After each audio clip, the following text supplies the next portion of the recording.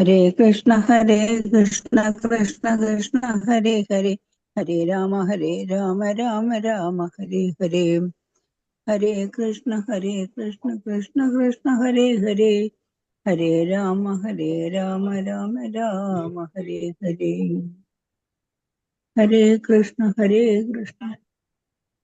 കൃഷ്ണ കൃഷ്ണ ഹരേ ഹരേ, ഹരേ രാമ രാമ രാമ ഹരേ ഹരേ. ഹരേ കൃഷ്ണ കൃഷ്ണ ഹരേ ഹരേ, ഹരേ രാമ രാമ ഹരേ ഹരേ. ഹരേ കൃഷ്ണ കൃഷ്ണ ഹരേ ഹരേ, ഹരേ രാമ രാമ ഹരേ ഹരേ.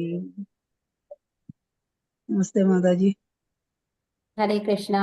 Class തുടങ്ങാം.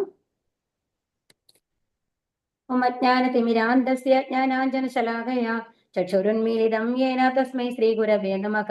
ശ്രീചൈതന്യമനോഭീഷ്ടം സ്ഥാപിതം യേന ഭൂതലേ സ്വയം രൂപ കഥാ മഹ്യം ദദാതി സ്വപദാന്തികം.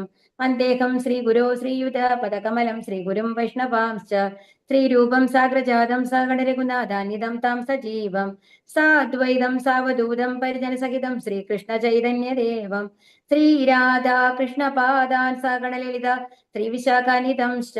ഹേ കൃഷ്ണ കരുണാ സിന്ധോ ദീനബന്ധോ ജഗത്പദേ ഗോപേശ ഗോപികാ കാന്ത രാധാ കാന്ത നമോസ്തുതേ. തപ്ത കാഞ്ചന ഗൗരാംഗീ രാധേ വൃന്ദാവനേശ്വരി വൃഷഭാനുസുതേ ദേവി പ്രണമാമി ഹരിപ്രിയേ. വാഞ്ചാകൽപതരൂപ്യസ്യ കൃപാ സിന്ധുഭ്യേവ ച പതിതാനാം പാവനേഭ്യോ വൈഷ്ണവേഭ്യോ നമോ നമഃ. നമാം വിഷ്ണുപാദായ കൃഷ്ണപ്രേഷ്ഠായ ഭൂതലേ ശ്രീമതേ ജയപതാക സ്വാമിൻ ഇതി നാമിനെ. നമാചാര്യപാദായ നിതായ കൃപപ്രദായിനെ ഗൗരകഥാദാമതായ നഗരഗ്രാമധാരിണെ. നമാം വിഷ്ണുപാദായ കൃഷ്ണപ്രേഷ്ഠായ ഭൂതലേ ശ്രീമതേ ഭക്തിവേദാന്ത സ്വാമിൻ ഇതി നാമിനെ. നമസ്തേ സാരസ്വതേ ദേവേ ഗൗരവാണി പ്രചാരിണേ നിർവിശേഷ ശൂന്യവാദി പാശ്ചാത്യദേശധാരിണേ. ജയോ ശ്രീകൃഷ്ണ ചൈതന്യ പ്രഭോ നിത്യാനന്ദ ശ്രീ അദ്വൈത ഗദാധര ശ്രീവാസാദി ഗൗരഭക്തവൃന്ദ. ഹരേ കൃഷ്ണ കൃഷ്ണ കൃഷ്ണ ഹരേ ഹരേ, ഹരേ രാമ രാമ രാമ ഹരേ ഹരേ. ഹരേ കൃഷ്ണ. ശ്രീ ശ്രീരാധാ ഗോവിന്ദ ടെമ്പിളിന്റെ കീഴിലുള്ള ഭഗവത്ഗീത പഠനത്തിന്റെ 13ാമത്തെ ദിവസത്തിലാണ് നമ്മൾ ഇരിക്കുന്നത് അല്ലെ. ഇന്ന് 13ാമത്തെ അധ്യായമാണ് നമ്മൾ പഠിക്കാൻ പോകുന്നത്. ഇവിടെ പറയുന്നത് പ്രകൃതി പുരുഷൻ ക്ഷേത്രജ്ഞൻ എന്നുള്ളതാണ്. അപ്പൊ ഇവിടെ എന്താണ് പറയാൻ പോകുന്നത് എന്നുണ്ടെങ്കിൽ നമ്മളുടെ ശരീരം, അതുപോലെ ആ ശരീരവുമായിട്ട് ജീവാത്മാവിനുള്ള ബന്ധം. ശരീരം എന്ന് ഉദ്ദേശിക്കുന്നത് ഭൗതിക ശരീരമാണ് കേട്ടോ, നമ്മൾ പുറത്ത് കാണുന്നത്. അതിന്റെ ഉള്ളിലുള്ള ജീവാത്മാവ്, അതുപോലെ പരമാത്മാവായിട്ടിരിക്കുന്ന ഭഗവാൻ, ഇവർ തമ്മിലുള്ള ബന്ധം എന്താണ്, എങ്ങനെയാണ് ഇത് കണക്ട് ആയിട്ടുള്ളത്, പ്രകൃതി ഗുണങ്ങൾ എങ്ങനെയാണ് ഈ ശരീരത്തെ ബാധിക്കുന്നത്, അതുകൊണ്ട് നമ്മളുടെ പ്രവൃത്തികളിൽ വരുന്ന വ്യത്യാസങ്ങൾ എന്ത്, ഇതൊക്കെയാണ് ഈ അധ്യായം ചർച്ച ചെയ്യുന്നത്. അപ്പൊ ഇതിനു മുമ്പ് ഇതെന്ന് പറയുന്നത് ജ്ഞാനയോഗത്തിന്റെ തുടക്കമാണ്, ജ്ഞാനയോഗത്തിലെ ആദ്യത്തെ അധ്യായമാണ്. അപ്പൊ ഇനി ഇതിന് മുഴുവൻ ജീവാത്മാവും പരമാത്മാവും തമ്മിലുള്ള ബന്ധങ്ങൾ, ഈ പ്രകൃതി എങ്ങനെ, എന്ത് ക്ലേശങ്ങളൊക്കെയാണ് നമ്മൾക്ക് വരുന്നത്, പ്രകൃതിയിൽ നിന്ന് വരുന്നത്, അതുപോലെ ദൈവിക ക്ലേശങ്ങൾ എന്തൊക്കെയാണ് എന്നുള്ളത്. അങ്ങനെ 3 തരത്തിലുണ്ട് ആധ്യാത്മികം. അതൊക്കെ നമ്മൾ ഇനി പഠിക്കാൻ തുടങ്ങും, ഈ ജ്ഞാനയോഗത്തിൽ പഠിക്കാൻ തുടങ്ങുകയാണ്. അപ്പൊ ഇതിനു മുമ്പ് നമ്മൾ എന്താണ് പഠിച്ചത്? ഭക്തിയോഗമാണ് പഠിച്ചത് അല്ലെ. അപ്പൊ ഭക്തിയോഗത്തിൽ എന്ത് പറഞ്ഞു? ഭക്തിയുത സേവനങ്ങൾ ചെയ്യണം എന്ന് പറഞ്ഞു അല്ലെ. അപ്പൊ എന്താണ് ഏറ്റവും ആദ്യം അതിൽ പ്രധാനപ്പെട്ട പോയിന്റ് എന്ന് പറയുന്നത് ഭഗവാൻ നമ്മളുടെ പൊസിഷൻ എന്താണ്, നമ്മൾ യഥാർത്ഥത്തിൽ ആരാണ് എന്നുള്ളതാണ്. അപ്പോ അതിന്റെ ഡീപ്പായിട്ടാണ് നമ്മൾ ഇനി പഠിക്കാൻ പോകുന്നത്. ആ ജ്ഞാനാണ് നമ്മൾ ഡീപ്പായിട്ട് പഠിക്കാൻ പോകുന്നത്. അപ്പൊ ഇതുവരെയ്ക്കും നമ്മൾക്ക് ഭഗവാൻ എന്താണ് പറഞ്ഞു തന്നത്? നമ്മളുടെ ഭഗവാനാണ് എല്ലാം സൃഷ്ടിച്ചിട്ടുള്ളത്, ഭഗവാനിൽ നിന്ന് ആണ് എല്ലാം വന്നിട്ടുള്ളത്. അപ്പൊ ഭഗവാനുമായിട്ടാണ് എല്ലാവരെയും യഥാർത്ഥമായ ബന്ധമുള്ളത്. അതിനിടയിൽ വരുന്ന നമ്മളുടെ എല്ലാ റിലേഷൻസ് എന്ന് പറയുന്നത് താൽക്കാലികമായിട്ട് ഭഗവാൻ അലോട്ട് ചെയ്യുന്ന ബന്ധങ്ങളാണ്. അപ്പൊ യഥാർത്ഥമായിട്ട് നമ്മുടെ കണക്ഷൻ എന്ന് പറയുന്നത് നമ്മുടെ സൃഷ്ടികർത്താവിനോടാണ് അല്ലെ. അതെന്ന് പറയുന്നത് ഭഗവാനോടാണ് ബന്ധമുള്ളത്. അതുപോലെ ആ ബന്ധം എങ്ങനെയാണ് നമ്മളത് മറന്നുപോയിരിക്കുകയാണ് പ്രകൃതി ഗുണങ്ങൾ കാരണം. അത് നമ്മൾ എങ്ങനെ വീണ്ടെടുക്കണം? ഭക്തിയുടെ സേവനങ്ങളിൽ കൂടി, ഭഗവാന്റെ സേവനത്തിൽ കൂടി. അപ്പൊ നമ്മുടെ യഥാർത്ഥ പൊസിഷൻ എന്ന് പറയുന്നത് ഭഗവാന്റെ സേവകനാണ്. നമ്മൾ എന്താണ് ചെയ്യേണ്ടത്? അപ്പൊ ഭഗവാനെ പ്രീതിപ്പെടുത്താനായിട്ട് വേണം നമ്മളുടെ ഓരോ കർമ്മങ്ങളും എന്നാണ് പറഞ്ഞത്. അങ്ങനെ നമ്മൾ ഭഗവാനെ പ്രീതിപ്പെടുത്തുകയാണെന്നുണ്ടെങ്കിൽ നമ്മൾക്ക് എന്താണ്? പരമാനന്ദം ലഭിക്കും, നമ്മളൊക്കെ ഭഗവാന്റെ ധാമത്തിലേക്ക് പോവാം എന്നുള്ളതാണ് നമ്മൾ ഈ ഭഗവത്ഗീതയുടെ സാരം എന്ന് പറയുന്നത്. അത് നമ്മൾ മനസ്സിലാക്കേണ്ടത്. ഹോം ടേക്ക് ആയിട്ട് നമ്മൾ ഭഗവത്ഗീത നമ്മളെ പഠിപ്പിക്കുന്നത് അതാണ്. അപ്പൊ അത് എങ്ങനെയൊക്കെ ചെയ്യണം, എന്തുകൊണ്ട് ചെയ്യണം എന്നുള്ളതൊക്കെയാണ് ഇതിൽ എലോബറേറ്റ് ആയിട്ട് നമ്മൾക്ക് അർജുനൽ ത്രൂ നമ്മൾക്ക് ഭഗവാൻ പറഞ്ഞു തരുന്നത്. അപ്പൊ ഇതിൽ അവസാനം എന്താ പറഞ്ഞത്? അപ്പൊ കഴിഞ്ഞ അധ്യായത്തില് എന്താ പറഞ്ഞത്? നമ്മൾ ഏറ്റവും ആദ്യം എന്താ പറഞ്ഞത്? എല്ലായ്പ്പോഴും ധ്യാനിച്ചുകൊണ്ട് സർവ്വ കർമ്മങ്ങളെയും ഉപേക്ഷിച്ചുകൊണ്ട് ഭഗവാൻ അചഞ്ചലമായി മനസ്സ് ഊന്നിക്കൊണ്ട് ഭക്തി സേവനത്തിൽ ഏർപ്പെട്ടു പോരുന്ന ഭക്തന് ഞാൻ ജനന മരണങ്ങളുടെ ആ കയത്തിൽ നിന്ന്, ആ സമുദ്രത്തിൽ നിന്ന് കരകയറ്റും എന്നുള്ളതാണ് ആദ്യം പറഞ്ഞു 7ാമത്തെ ശ്ലോകത്തില്. അത് കഴിഞ്ഞപ്പോ ഭഗവാൻ പറഞ്ഞു എന്തെന്ന്, ഇനി അത് നിനക്ക് ചെയ്യാൻ സാധിക്കുന്നില്ലെങ്കിൽ നീ എന്ത് ചെയ്യണം എന്ന് പറഞ്ഞു. എന്താ പറഞ്ഞത്? എന്നിൽ മനസ്സുറപ്പിച്ച ബുദ്ധിയെ വ്യാപരിപ്പിക്കുക, അപ്പോൾ നീ എല്ലായ്പ്പോഴും എന്നിൽ തന്നെ വാഴും. എന്നിൽ തന്നെ മനസ്സും ബുദ്ധിയൊക്കെ എന്താ ചെയ്യേണ്ടത്? ഭഗവാനിൽ തന്നെ മനസ്സ് ഊന്നിക്കഴിഞ്ഞു കഴിഞ്ഞാൽ പിന്നെ നമുക്ക് തെറ്റായ കാര്യങ്ങൾ ചെയ്യാൻ പറ്റില്ല അല്ലെ? കാരണം ഭഗവാന്റെ നിർദ്ദേശങ്ങൾക്ക് അനുസരിച്ചാണ് നമ്മൾ ഓരോന്നും ചെയ്യുന്നുണ്ടാവുക. ആ ലെവലിൽ നമ്മുടെ മനസ്സിനെ നിയന്ത്രിച്ച് കൊണ്ടുവന്ന് ബുദ്ധിയെ ഭഗവാനിൽ സമർപ്പിക്കുക എന്നുള്ളതാണ് ഭഗവാൻ പറഞ്ഞത്. അപ്പൊ ഇനി അതും എന്താ പറഞ്ഞത്? അങ്ങനെ മനസ്സുറപ്പിക്കാൻ കഴിയുന്നില്ലെങ്കിൽ അടുത്തത് എന്താ പറഞ്ഞത്? ഭക്തി യോഗത്തിന്റെ നിബന്ധനകൾ അനുസരിക്കുക. അതായത് സാധന ഭക്തി ചെയ്യുക, ഹരേ കൃഷ്ണനാമം ചൊല്ലി എന്താണ് ഭഗവാന് വേണ്ടി തുളസിയോ എന്തെങ്കിലും അർപ്പിച്ച് അങ്ങനെ ഭഗവാനെ ആരാധിക്കാനാണ് പിന്നെ പറഞ്ഞത്. ഈ സാധനാ ഭക്തി ചെയ്യാൻ കഴിഞ്ഞില്ലെങ്കിൽ എന്താ പറഞ്ഞത്? അടുത്ത കണ്ടീഷൻ എന്താ പറഞ്ഞത്? ഭഗവാന് വേണ്ടിയുള്ള സേവനങ്ങൾ ചെയ്യുക, അതായത് ഭഗവാന് വേണ്ടി പ്രവർത്തിക്കുക. അപ്പൊ നമ്മൾ ആൽഫ്രഡ് ഫോർഡിന്റെ ഒക്കെ പറഞ്ഞു അല്ലെ, ഇന്നലെ പറഞ്ഞു അല്ലെ, ആ ഭഗവാന് വേണ്ടിയിട്ട് നമ്മള് എന്തൊക്കെ നമ്മൾക്കൊരു ഭക്തി പ്രചാരണം ചെയ്യാൻ സാധിക്കില്ല, അതായത് ബുക്കുകൾ ഡിസ്ട്രിബ്യൂട്ട് ചെയ്യാൻ സാധിക്കുകയാണെങ്കിൽ അങ്ങനെ ചെയ്യുക. അല്ലാന്നുണ്ടെങ്കിൽ നമ്മൾക്ക് എന്തെങ്കിലും ഒരു ചെറിയ ഡൊണേഷൻ അവരെ ഒരു അമ്പലങ്ങൾക്ക് വേണ്ടി ചെയ്യാനാണെന്നുണ്ടെങ്കിൽ അത് ഭഗവാന് വേണ്ടിയിട്ട് ചെയ്യുന്ന സേവ തന്നെയാണ് അല്ലെ. എത്രയോ ആൾക്കാർ അവിടെ വരുമ്പോൾ ഒരു അമ്പലം നിർമ്മിക്കാനായിട്ട് നമ്മൾ പൈസ കൊടുക്കുകയാണെങ്കിൽ ഒരു അമ്പലം നിർമ്മിച്ചതിന് ശേഷം എത്രയോ ആൾക്കാരാണ് അവിടെ വന്ന് ഭഗവാനെ ദർശിക്കാൻ പോകുന്നത് അല്ലെ. അവരെ ഭഗവാനിലേക്ക് അടുപ്പിക്കുകയല്ലേ ചെയ്യുന്നത് ഈ ക്ഷേത്രങ്ങൾ എന്ന് പറയുന്നത്. അപ്പോ അങ്ങനെയൊക്കെ നമ്മൾക്ക് സേവനങ്ങൾ ചെയ്യാം എന്നുള്ളതാണ് പിന്നെ പറഞ്ഞത്. ഇനി അതും ചെയ്യാൻ സാധിക്കുന്നില്ലെങ്കിൽ എന്താ പറഞ്ഞത്? എല്ലാ കർമ്മ ഫലങ്ങളും ത്യജിക്കുക. അതായത് ഭഗവാന് വേണ്ടി സമർപ്പിക്കാൻ സാധിക്കുന്നില്ലെങ്കിലും എന്തായാലും ഒരു കാര്യം നമ്മൾ ചെയ്യുമ്പോൾ അതിന്റെ റിസൾട്ട് നല്ലത് വരണോ ചീത്ത വേണോ എന്ന് പ്രതീക്ഷിക്കാതെ ഞാൻ എന്റെ കഴിവിനനുസരിച്ച് മാക്സിമം നന്നായി ചെയ്യും എന്നുള്ളത് മാത്രം വിചാരിച്ചിട്ട് നമ്മൾ ചെയ്യുക. അതായത് അതിൽ നിന്ന് എന്ത് വന്നു കഴിഞ്ഞാലും, അതായത് അത് നന്നായി നടന്നില്ലെങ്കിൽ ദുഃഖിക്കാൻ പാടില്ല. അതുപോലെ നന്നായിട്ട് വന്നു കഴിഞ്ഞാൽ നമ്മൾക്ക് അത് അത്രയും ഒരു ജയത്തിൽ വന്നു കഴിഞ്ഞാൽ നമ്മൾ ഓവറായിട്ട് സന്തോഷിക്കാനും പാടില്ല. അതായത് ഇത് എന്താണ്, ഒരു കോയിന്റെ രണ്ട് വശങ്ങളാണ് എന്നുള്ള മാതിരി അതിനെ കാണാനായിട്ട് പഠിക്കണം എന്നുള്ളതാണ് പറഞ്ഞത്. അപ്പൊ കർമ്മഫലങ്ങള് ഉപേക്ഷിക്കാൻ പറഞ്ഞു അല്ലെ. അതും അല്ലെങ്കിൽ എന്താ പറഞ്ഞത്? ജ്ഞാനാർജനം ചെയ്യുക. അപ്പൊ ജ്ഞാനാർജനം എന്ന് പറഞ്ഞാൽ എന്താണ്? ഭഗവാനെ പറ്റിയുള്ള ജ്ഞാനം സമ്പാദിക്കുക. അത് കഴിഞ്ഞ് ധ്യാനത്തിലൂടെ ഭഗവാന്റെ അടുത്തേക്ക് എത്തുക. അഷ്ടാംഗയോഗം നമ്മൾ പറഞ്ഞ പോലെ. അപ്പൊ ഇനി എന്ന് പറയുന്നത് ജ്ഞാനയോഗമാണ് നമ്മൾ പഠിക്കാൻ പോകുന്നത്. അപ്പൊ ജ്ഞാനയോഗത്തിലാണ് നമ്മൾ എന്ത് പറയുന്നത്? ശരിക്കും നമ്മൾ ആരാണ്? നമ്മളുടെ ഉള്ളില് ഈ പുരുഷൻ എന്ന് പറയുന്നത് ആരാണ്? ക്ഷേത്രജ്ഞൻ എന്ന് പറയുന്നത് ആരാണ്? പ്രകൃതി. ഇതെല്ലാം വ്യത്യസ്ത വാക്കുകളാണ്. ജീവാത്മാവിനെയും പരമാത്മാവിനെയും ഈ ഭൗതിക പ്രകൃതിയൊക്കെ കുറിക്കുന്ന വാക്കുകൾ തന്നെയാണ്. ആ വാക്കുകൾ കേട്ട് കഴിഞ്ഞാൽ ഇത് വേറെ എന്തോ ആണെന്ന് വിചാരിക്കേണ്ട.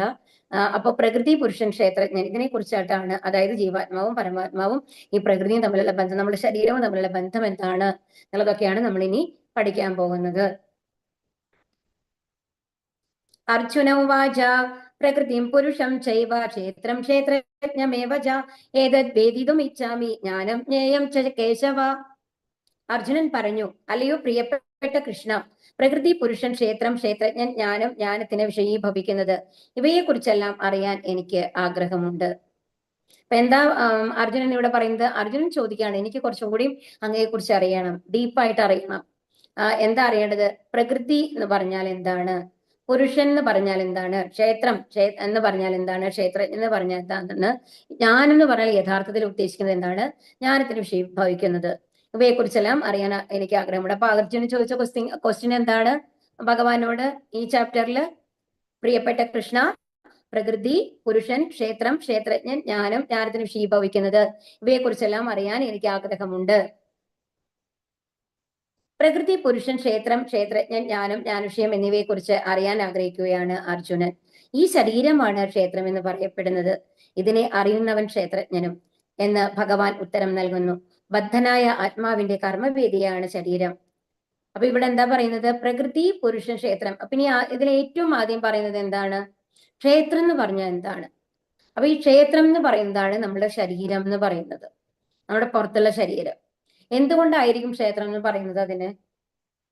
നമ്മുടെ ശരീരം എന്ന് അപ്പൊ ശരീരം എന്ന് പറഞ്ഞാൽ പോരെ? എന്തുകൊണ്ടാണ് ക്ഷേത്രം? ഭഗവാൻ പരമാത്മാവായിട്ട് നമ്മളുടെ ഉള്ളിലുണ്ട് എന്ന് നമ്മൾ പഠിച്ചു അല്ലെ ഇതിനു മുമ്പ്. ഹൃദയത്തിനുള്ളിൽ പരമാത്മാ രൂപത്തിൽ ഭഗവാനുണ്ട്. അപ്പൊ ഭഗവാൻ ഇരിക്കുന്ന സ്ഥലത്തിനെയാണ് നമ്മൾ ക്ഷേത്രം എന്ന് പറയാ അല്ലെ. അപ്പൊ നമ്മളൊരു അമ്പലത്തിൽ പോകും. അമ്പലത്തിൽ പോകുമ്പോ അമ്പലം എന്ന് പറയുന്നതാണ് ക്ഷേത്രം എന്ന് പറയുന്നത്. അപ്പൊ എന്തുകൊണ്ടാണ് ഒരു ക്ഷേത്രം എന്ന് പറയുന്നത്? അവിടെ നമ്മൾ എന്താ ചെയ്യുന്നത്? ഭഗവാനെ ആരാധിക്കുന്നു, ഭഗവാനെ തൊഴുന്നു, ഭഗവാനോട് പ്രാർത്ഥിക്കുന്നു, അതല്ലേ ചെയ്യുന്നത്. അപ്പൊ ഭഗവാൻ എവിടെ ഇരിക്കുന്നുവോ അതാണ് ക്ഷേത്രം. അപ്പോ നമ്മളുടെ ഓരോരുത്തരുടെയും ശരീരം ക്ഷേത്രമാണ്. എന്തുകൊണ്ടാണ്? നമ്മുടെ ഹൃദയത്തിൽ പരമാത്മാവായിട്ടുള്ള ആ ഭഗവാൻ സ്ഥിതി ചെയ്യുന്നുണ്ട്. അതുകൊണ്ടാണ് ക്ഷേത്രം എന്ന് പറയുന്നത് നമ്മുടെ ശരീരത്തിന്. അപ്പൊ ആ ക്ഷേത്രത്തിനെ നമ്മൾ എങ്ങനെയായിരിക്കണം വെക്കേണ്ടത് എന്നൊന്ന് ആലോചിച്ച് നോക്കൂ. നമ്മൾ സാധാരണ ഒരു അമ്പലത്തിൽ പോകുമ്പോൾ എന്താണ് ശുചിയായിട്ടുള്ള അത്രയും നീറ്റായിട്ടുള്ള വസ്ത്രങ്ങളൊക്കെ ധരിച്ചിട്ടാണ് പോവുക അല്ലെ. നമ്മൾ അങ്ങനെ ഉറങ്ങി എണീറ്റ് ഉടനെ തന്നെ നമ്മൾ ആ ഒരു വേഷത്തിൽ ഒരു അമ്പലത്തിലേക്ക് പോവില്ല. എന്താ കാരണം? അവൻ നമ്മൾക്കറിയാം ഭഗവാൻ ഇരിക്കുന്ന സ്ഥലമാണ്, അവിടെ അത്രയും പവിത്രമാണ്, അവിടെ നമ്മൾ ശുദ്ധി പാലിക്കണം. നമ്മൾക്കറിയാം. അപ്പോൾ നമ്മൾ കുളിച്ച് വൃത്തിയായിട്ട് എന്താണ് കഴുകി വൃത്തിയാക്കിയിട്ടുള്ള വസ്ത്രങ്ങളൊക്കെ ധരിച്ചിട്ട്, അല്ലെങ്കിൽ ഒരു പുതുവസ്ത്രങ്ങൾ ധരിച്ചിട്ടാണ് ഒരു ക്ഷേത്രത്തിലേക്ക് പോവുക.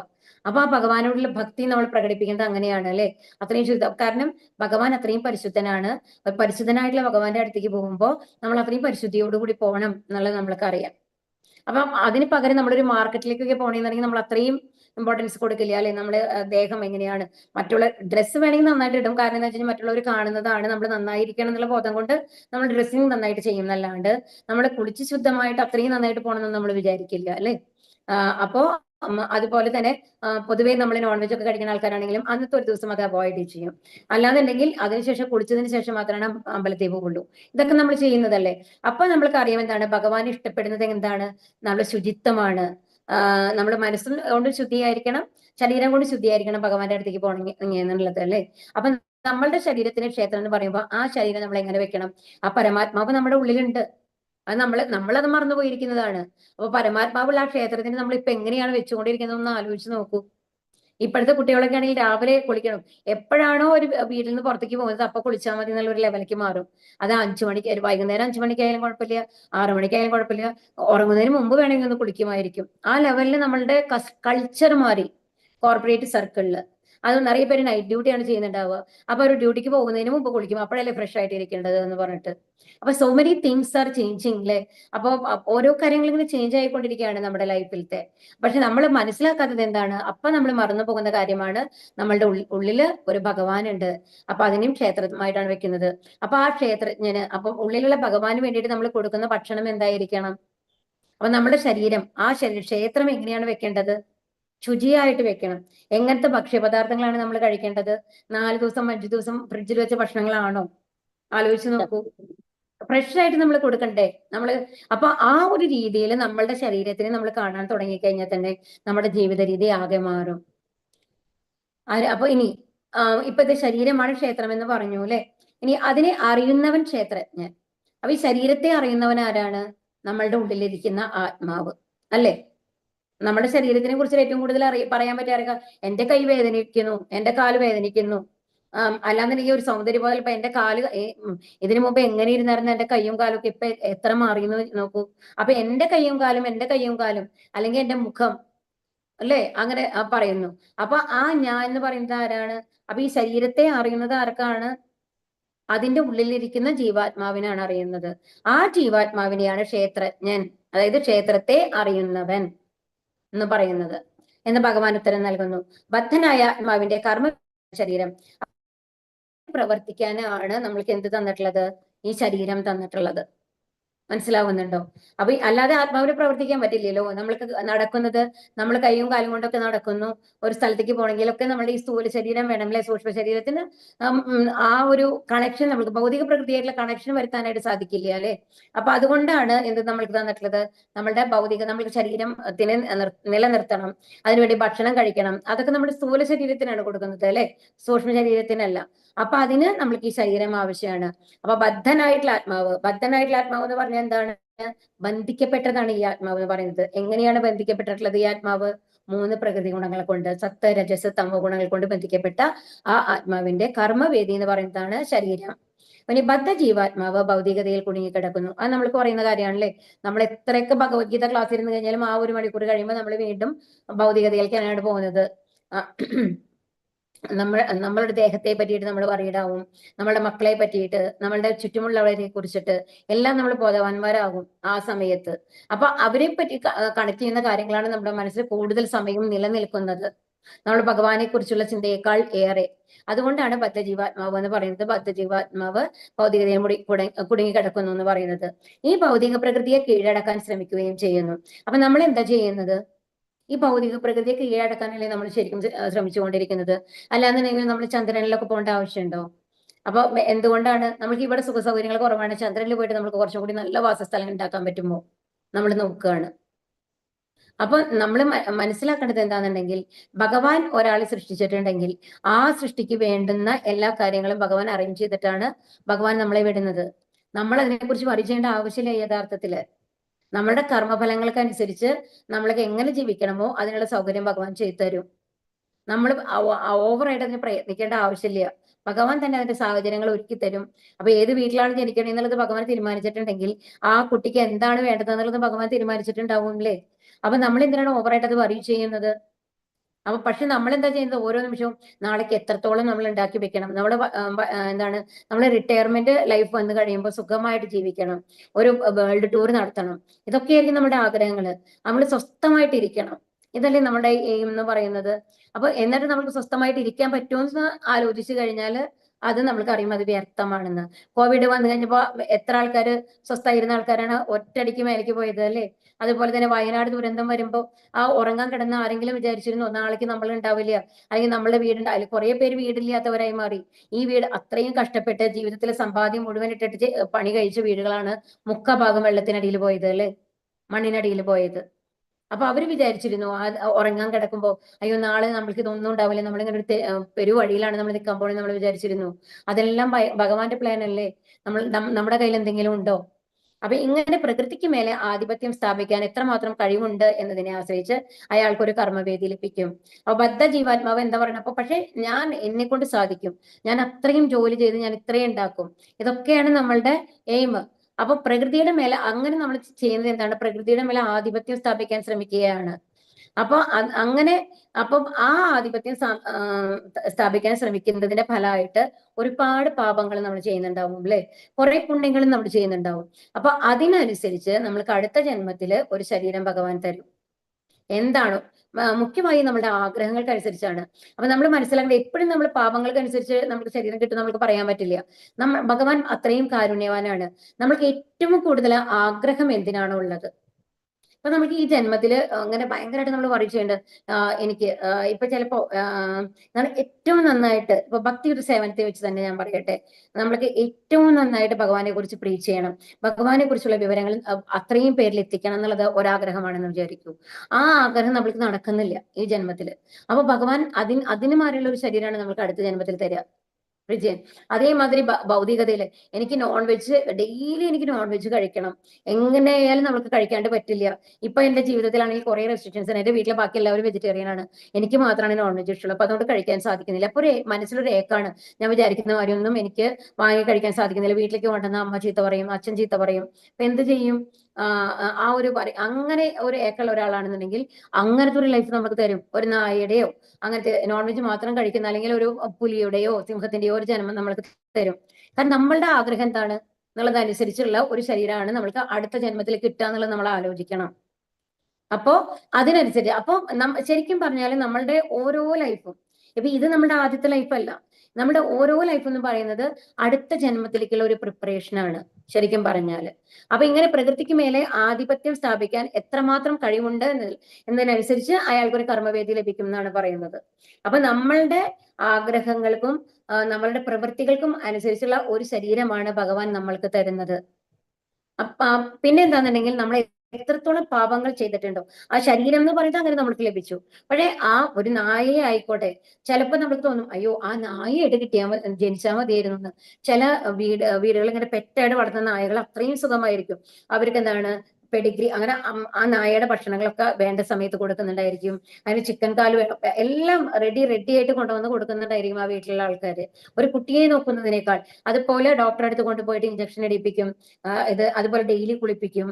അങ്ങനെ അത്രയും സുഖമായിട്ടിരിക്കുന്ന നായ്ക്കളും ഉണ്ട്.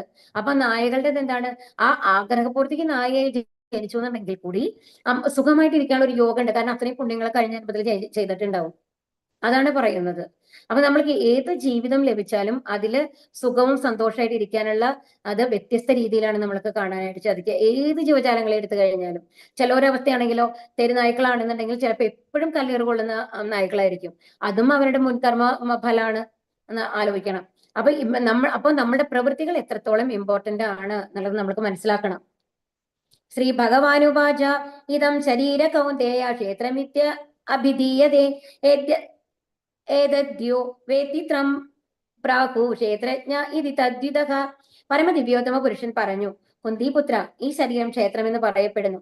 ഇതിനെ അറിയുന്നവൻ ക്ഷേത്രജ്ഞനും അത്രേ. അപ്പൊ ഭഗവാൻ എന്താ പറയുന്നത്? ഈ ശരീരമാണ് ക്ഷേത്രം, ആ ക്ഷേത്രത്തിലുള്ള ജീവാത്മാവാണ് ക്ഷേത്രജ്ഞൻ. അതായത് ഈ ശരീരത്തിനെ പറ്റി ഏറ്റവും കൂടുതൽ അറിയുന്ന ആൾ എന്നർത്ഥം, ക്ഷേത്രജ്ഞൻ. അപ്പൊ ഇവിടെ നമ്മൾ കാണിച്ചത് എന്താണ്? ഇത് നമ്മൾ പഠിച്ചതാണല്ലേ ഓൾറെഡി. എന്താണ്? പരമാത്മാ രൂപത്തില് ആദ്യം അത് ബ്രഹ്മന്റെ രൂപത്തിലാണ്, പിന്നെ പരമാത്മാ രൂപത്തില് ഭഗവാൻ ചതുർബാഹുവായിട്ട് നമ്മുടെ ഹൃദയത്തിന് ഉള്ളിലുണ്ട്. ഇപ്പോഴത്തെ ഇത് ഇപ്പൊ ആദ്യം കാണിച്ചിരിക്കുന്നത് ജീവാത്മാവും, രണ്ടാമത് കാണിച്ചിരിക്കുന്നത് പരമാത്മാവുമാണ്. രണ്ടാമത്തെ പിക്ചറിൽ. മൂന്നാമത്തെ പിക്ചറിൽ രണ്ട് പക്ഷികളെ കാണാം അല്ലെ? അതിൽ ഒരു പക്ഷി എന്താ ചെയ്യുന്നത്? ആ വൃക്ഷത്തിലുള്ള ഫലങ്ങള് കഴിച്ചുകൊണ്ടിരിക്കുകയാണ്. എന്നാൽ അടുത്ത പക്ഷിയോ അത് സാക്ഷിയായിട്ട് വെറുതെ കണ്ടുകൊണ്ടിരിക്കുകയാണ്, ഒന്നും ചെയ്യുന്നില്ല. എന്താണ് അടുത്ത പക്ഷി ചെയ്യുന്നത് എന്നുള്ളത് ഇങ്ങനെ ഒബ്സർവ് ചെയ്തുകൊണ്ടിരിക്കുകയാണ് അല്ലെ? അപ്പൊ ഇവിടെ നമ്മളുടെ ഈ രണ്ട് പക്ഷികളില് ആദ്യത്തെ ജീവാത്മാവ് ഈ ഫലങ്ങൾ കൊത്തി കഴിക്കുന്നത്, രണ്ടാമത്തത് ആരാണ്? പരമാത്മാവ്. അപ്പൊ ആദ്യത്തെ കിളി എപ്പോഴെങ്കിലും തിരിച്ച് ഈ കിളിയെ നോക്കുന്നുണ്ടോ? ഇല്ല. എന്താണ് അത്? എന്താണ് ഫലങ്ങൾ കഴിക്കുന്നതിൽ വ്യാപൃതനായിട്ടിരിക്കുകയാണ്. പക്ഷെ ആ ഫലങ്ങൾ ഒരുപക്ഷെ നല്ല മധുരമുള്ള ഫലങ്ങളായിരിക്കാം, നമ്മൾക്ക് ദേഹത്തിന് നല്ലതുമായിരിക്കാം. എന്നാൽ ചിലപ്പോൾ അത് വന്ന് എന്തായിരിക്കാം? അത് പോയിസൺ ഉള്ളതായിരിക്കാം അല്ലെ? ആ പോയിസൺ ഉള്ളതാണെന്നുണ്ടെങ്കിൽ എന്താ ഉണ്ടാവുക? ആ പക്ഷി ചത്ത് വീഴാനും സാധ്യതയുണ്ട്. പക്ഷെ ഈ പരമാത്മാവ് വന്നിട്ട് എന്താ ചെയ്യുന്നത്? അതിനെ വീക്ഷിച്ചുകൊണ്ടിരിക്കുകയാണ് അല്ലെ? വേറെ ഒന്നും ചെയ്യുന്നില്ല.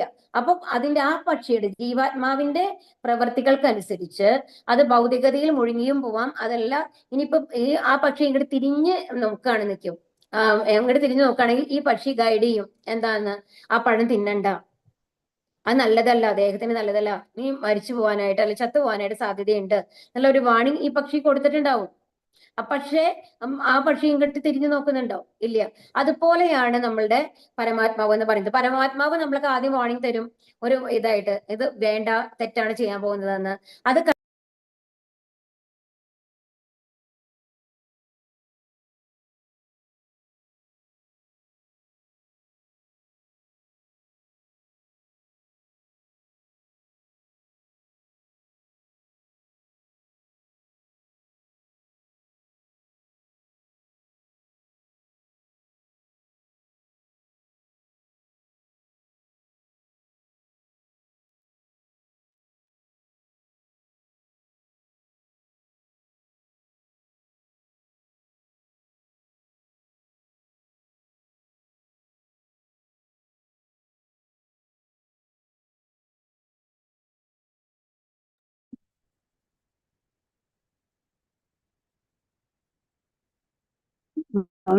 കേൾക്കാൻ പറ്റുന്നില്ലല്ലോ. മാതാജി പോയെന്ന് തോന്നുന്നു, നെറ്റ് പ്രോബ്ലം ആയിരിക്കും, കേറിക്കോളൂ. മാതാജി കേൾക്കുന്നില്ല. നെറ്റ് പ്രോബ്ലം ആണ്. മാതാജി ലെഫ്റ്റ് ആയി പോയി എനിക്ക് തോന്നുന്നു. മാതാജി കേറിയിട്ടുണ്ട്. ഇപ്പൊ കേൾക്കുന്നുണ്ടോ? ഹരേ കൃഷ്ണ. കേൾക്കുന്നുണ്ട്. സോറി, നെറ്റ് ഡിസ്കണക്ട് ആയതാണ് കേട്ടോ. ഹരേ കൃഷ്ണ. ഒരു മിനിറ്റ്, ഞാൻ ഡോക്യുമെന്റ് ഷെയർ ചെയ്യാം. ഒരു മിനിറ്റ് ക്ഷമിക്കൂ.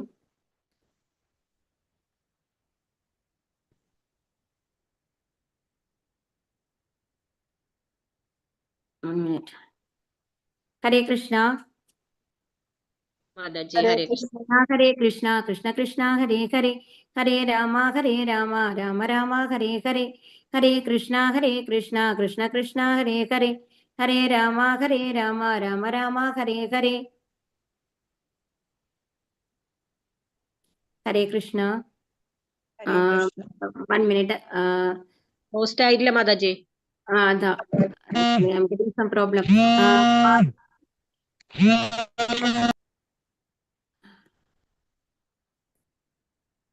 ഹരേ കൃഷ്ണ.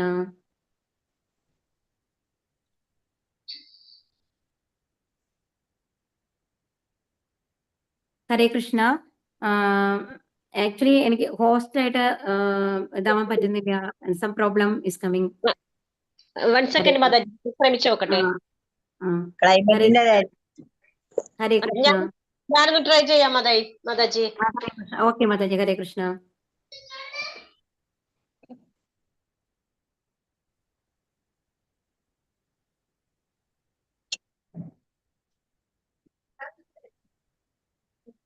ഹരേ കൃഷ്ണ കൃഷ്ണ കൃഷ്ണ ഹരേ ഹരേ, ഹരേ രാമ രാമ രാമ ഹരേ ഹരേ, ഹരേ കൃഷ്ണ കൃഷ്ണ കൃഷ്ണ ഹരേ ഹരേ, ഹരേ രാമ രാമ രാമ ഹരേ ഹരേ. ഹരേ കൃഷ്ണ കൃഷ്ണ കൃഷ്ണ ഹരേ ഹരേ, ഹരേ രാമ രാമ രാമ ഹരേ കൃഷ്ണ ഹരേ കൃഷ്ണ ഹരേ കൃഷ്ണ. ഓക്കെ മാതാജി. ഹരേ കൃഷ്ണ. ഹരേ രാമ രാമ ആയിട്ടുണ്ട് മാതാജി. ഓക്കെ മാതാജി. ഹരേ കൃഷ്ണ. ഹരേ കൃഷ്ണ. കേൾക്കുന്നുണ്ട്. മഴയുടെ കൊണ്ടായിരിക്കും മാതാജി, ഒന്നും നെറ്റ് കറക്റ്റ് ആയിട്ട് വരുന്നില്ല. ഹരേ കൃഷ്ണ കൃഷ്ണ. അപ്പൊ നമ്മള് എന്താണ് പറയുന്നത്? അപ്പൊ ഏത് ശ്ലോകത്തിലാണ് നമ്മൾ ഇരുന്നിരുന്നത് ഇപ്പോ? ഹരേ കൃഷ്ണ.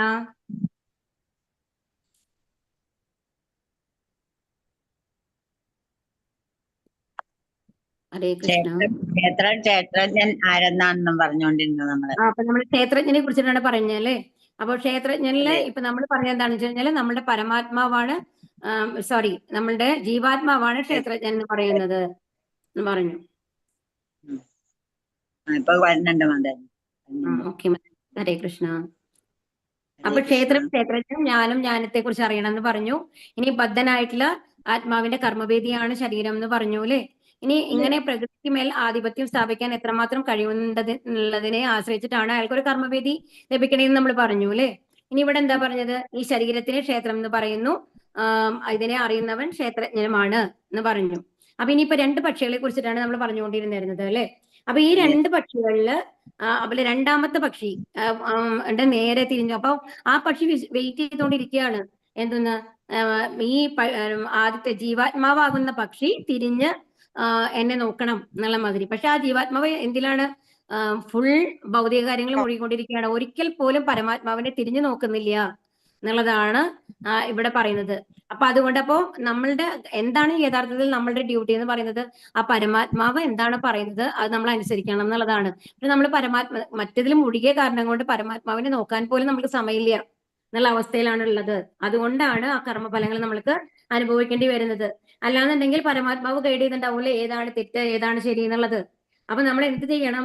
പരമാത്മാവിന്റെ അടുത്തേക്ക് തിരിഞ്ഞു നോക്കാനുള്ള ഒരു മനസ്സെങ്കിലും കാണിക്കണം. ആ ലെവലിൽ നമ്മൾ ഭക്തിയിൽ മുഴുകണം, ഭഗവാനെ പ്രാർത്ഥിക്കണം, ഭക്തിയുടെ സേവനങ്ങൾ ചെയ്യണം എന്നുള്ളതാണ് ഇവിടെ പറയുന്നത്. അപ്പൊ ഇതില് ക്ഷേത്രജ്ഞൻ എന്ന് പറയുന്ന, ക്ഷേത്രം എന്ന് പറയുന്നത് ആരാണ്? നമ്മുടെ ശരീരം. ജീവാത്മാവാണ് ക്ഷേത്രജ്ഞൻ എന്ന് പറയുന്നത്. ഇനി അടുത്തത് നമ്മൾ പറയുന്നത് ഇവിടെ പരമാത്മാവിനെ കുറിച്ചിട്ടാണ്. ഇനി പരമാത്മാവും ജീവാത്മാവും തമ്മിലുള്ള വ്യത്യാസം എന്താണ് എന്നുള്ളതാണ് നമ്മൾ പറയാൻ പോകുന്നത് കേട്ടോ. ഹരേ കൃഷ്ണ. ഹരേ കൃഷ്ണ മാതാജി. ഹരേ കൃഷ്ണ.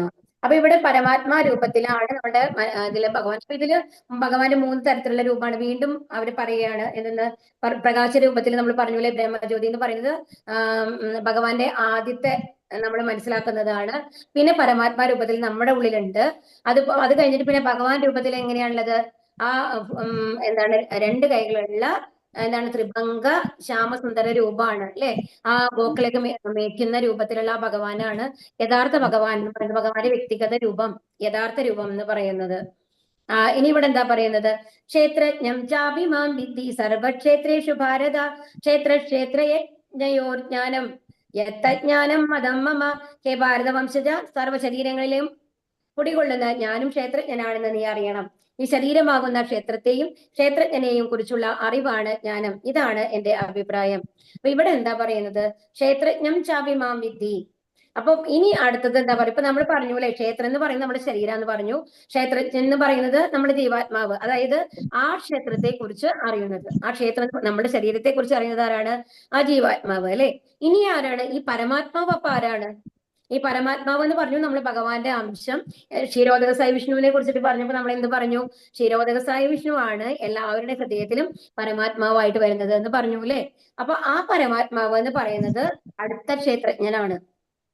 അപ്പൊ പരമാത്മാവിനെ നമ്മളെ കുറിച്ച് അറിയില്ലേ? അപ്പൊ നമ്മുടെ ജീവാത്മാവിനെ നമ്മുടെ ശരീരത്തെ കുറിച്ച് അറിയാമെന്നുണ്ടെങ്കിൽ അത് സൃഷ്ടിച്ചിട്ടുള്ള ഭഗവാന്റെ അംശമായിട്ടുള്ള ആ ക്ഷീരോദക സായി വിഷ്ണുവിന് നമ്മളെ കുറിച്ച് എല്ലാം അറിയാം.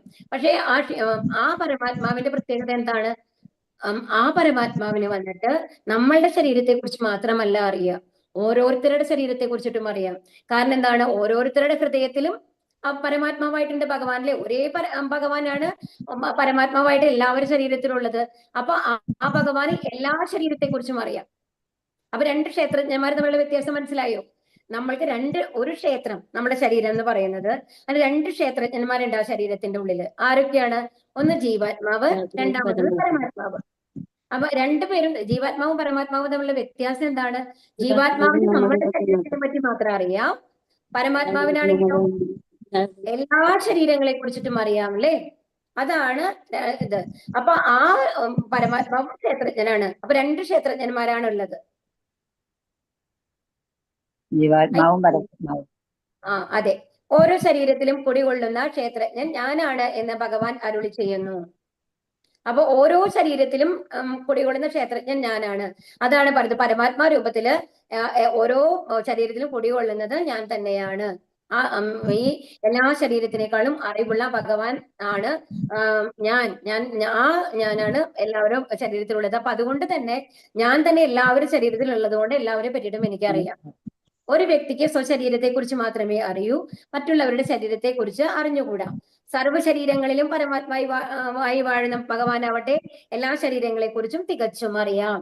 എല്ലാവിധ ജീവജാലങ്ങളുടെയും നാനാവിധമായ ശരീരങ്ങളെ കുറിച്ചും അദ്ദേഹത്തിന് പൂർണ്ണമായ വിവരമുണ്ട്. എന്നാൽ മനുഷ്യ ശരീരം മാത്രമല്ല, ഇപ്പൊ ഏത് ജീവിവർഗങ്ങളാണെങ്കിലും, മരങ്ങളായാലും ശരി, ചെടികളായാലും ശരി, അവരെ ഓരോരുത്തരെ പറ്റിയിട്ടും ഭഗവാന് പൂർണ്ണ നിശ്ചയമാണ്. പരമാത്മാവായിട്ട് എല്ലാവരും ഉള്ളിലുണ്ട് ഭഗവാൻ. ഓക്കെ, എല്ലാ മൃഗങ്ങളിലും ഉണ്ട്, എല്ലാ ജീവഗണങ്ങളിലും ഉണ്ട്. അപ്പൊ എല്ലാ ജീവജാലങ്ങളെ കുറിച്ചിട്ടും എല്ലാ ശരീരങ്ങളെ കുറിച്ചും അറിവുള്ളത് ആരാണ്? പരമാത്മാവാണ്. ആ പരമാത്മാവാണ് അടുത്ത ക്ഷേത്രജ്ഞൻ എന്ന് പറയുന്നത്. അപ്പൊ രണ്ട് ക്ഷേത്രജ്ഞന്മാരെ പറ്റിയിട്ട് ഇപ്പൊ നമ്മൾ പഠിച്ചു അല്ലെ. ഇനി അടുത്തതിൽ എന്താ പറയുന്നത്? 5 മഹാഭൂതങ്ങൾ, മിഥ്യാഹങ്കാരം, ബുദ്ധി, അവ്യക്തത, 10 ഇന്ദ്രിയങ്ങൾ, മനസ്സ്, 5 ഇന്ദ്രിയ വിഷയങ്ങൾ, രാഗദ്വേഷങ്ങൾ, സുഖദുഃഖങ്ങൾ, സമദൃഷ്ടി, ജീവലക്ഷണങ്ങൾ, ദൃഢവിശ്വാസം എന്നിവയും ചുരുക്കത്തിൽ ക്ഷേത്രമായും അതിന്റെ പ്രതിപ്രവർത്തനങ്ങളായും വിവരിക്കപ്പെട്ടിട്ടുണ്ട്. അപ്പൊ ഇവിടെ എന്താ പറയുന്നത്? 5 മഹാഭൂതങ്ങളാണ്. മഹാഭൂതങ്ങൾ എന്ന് പറഞ്ഞാൽ എന്താണ്? നമ്മൾ പറഞ്ഞ ഭൂമി, രാപ്പോ, അനലോ, വായു. ഭൂമി, ജലം, വായു, അഗ്നി, ആകാശം. ഇതാണ് 5 പഞ്ചഭൂതങ്ങൾ അല്ലെങ്കിൽ മഹാഭൂതങ്ങൾ എന്ന് നമ്മൾ പറയുന്നത്. അപ്പൊ പിന്നെന്താണ്? മിഥ്യാഹങ്കാരം. അതാണ് നമ്മൾ വലിയ ആളാണെന്നുള്ള അഹങ്കാരമാണ് മിഥ്യാഹങ്കാരം എന്ന് പറയുന്നത്. അതായത് അവിടെ ഭഗവാന്റെ ഇത് വരുന്നില്ല. പിന്നെ അടുത്തത് എന്താണ്? ബുദ്ധി അല്ലേ. പിന്നെ എന്താണ്? മനസ്സ് വരും. മനസ്സ് അതിനോട്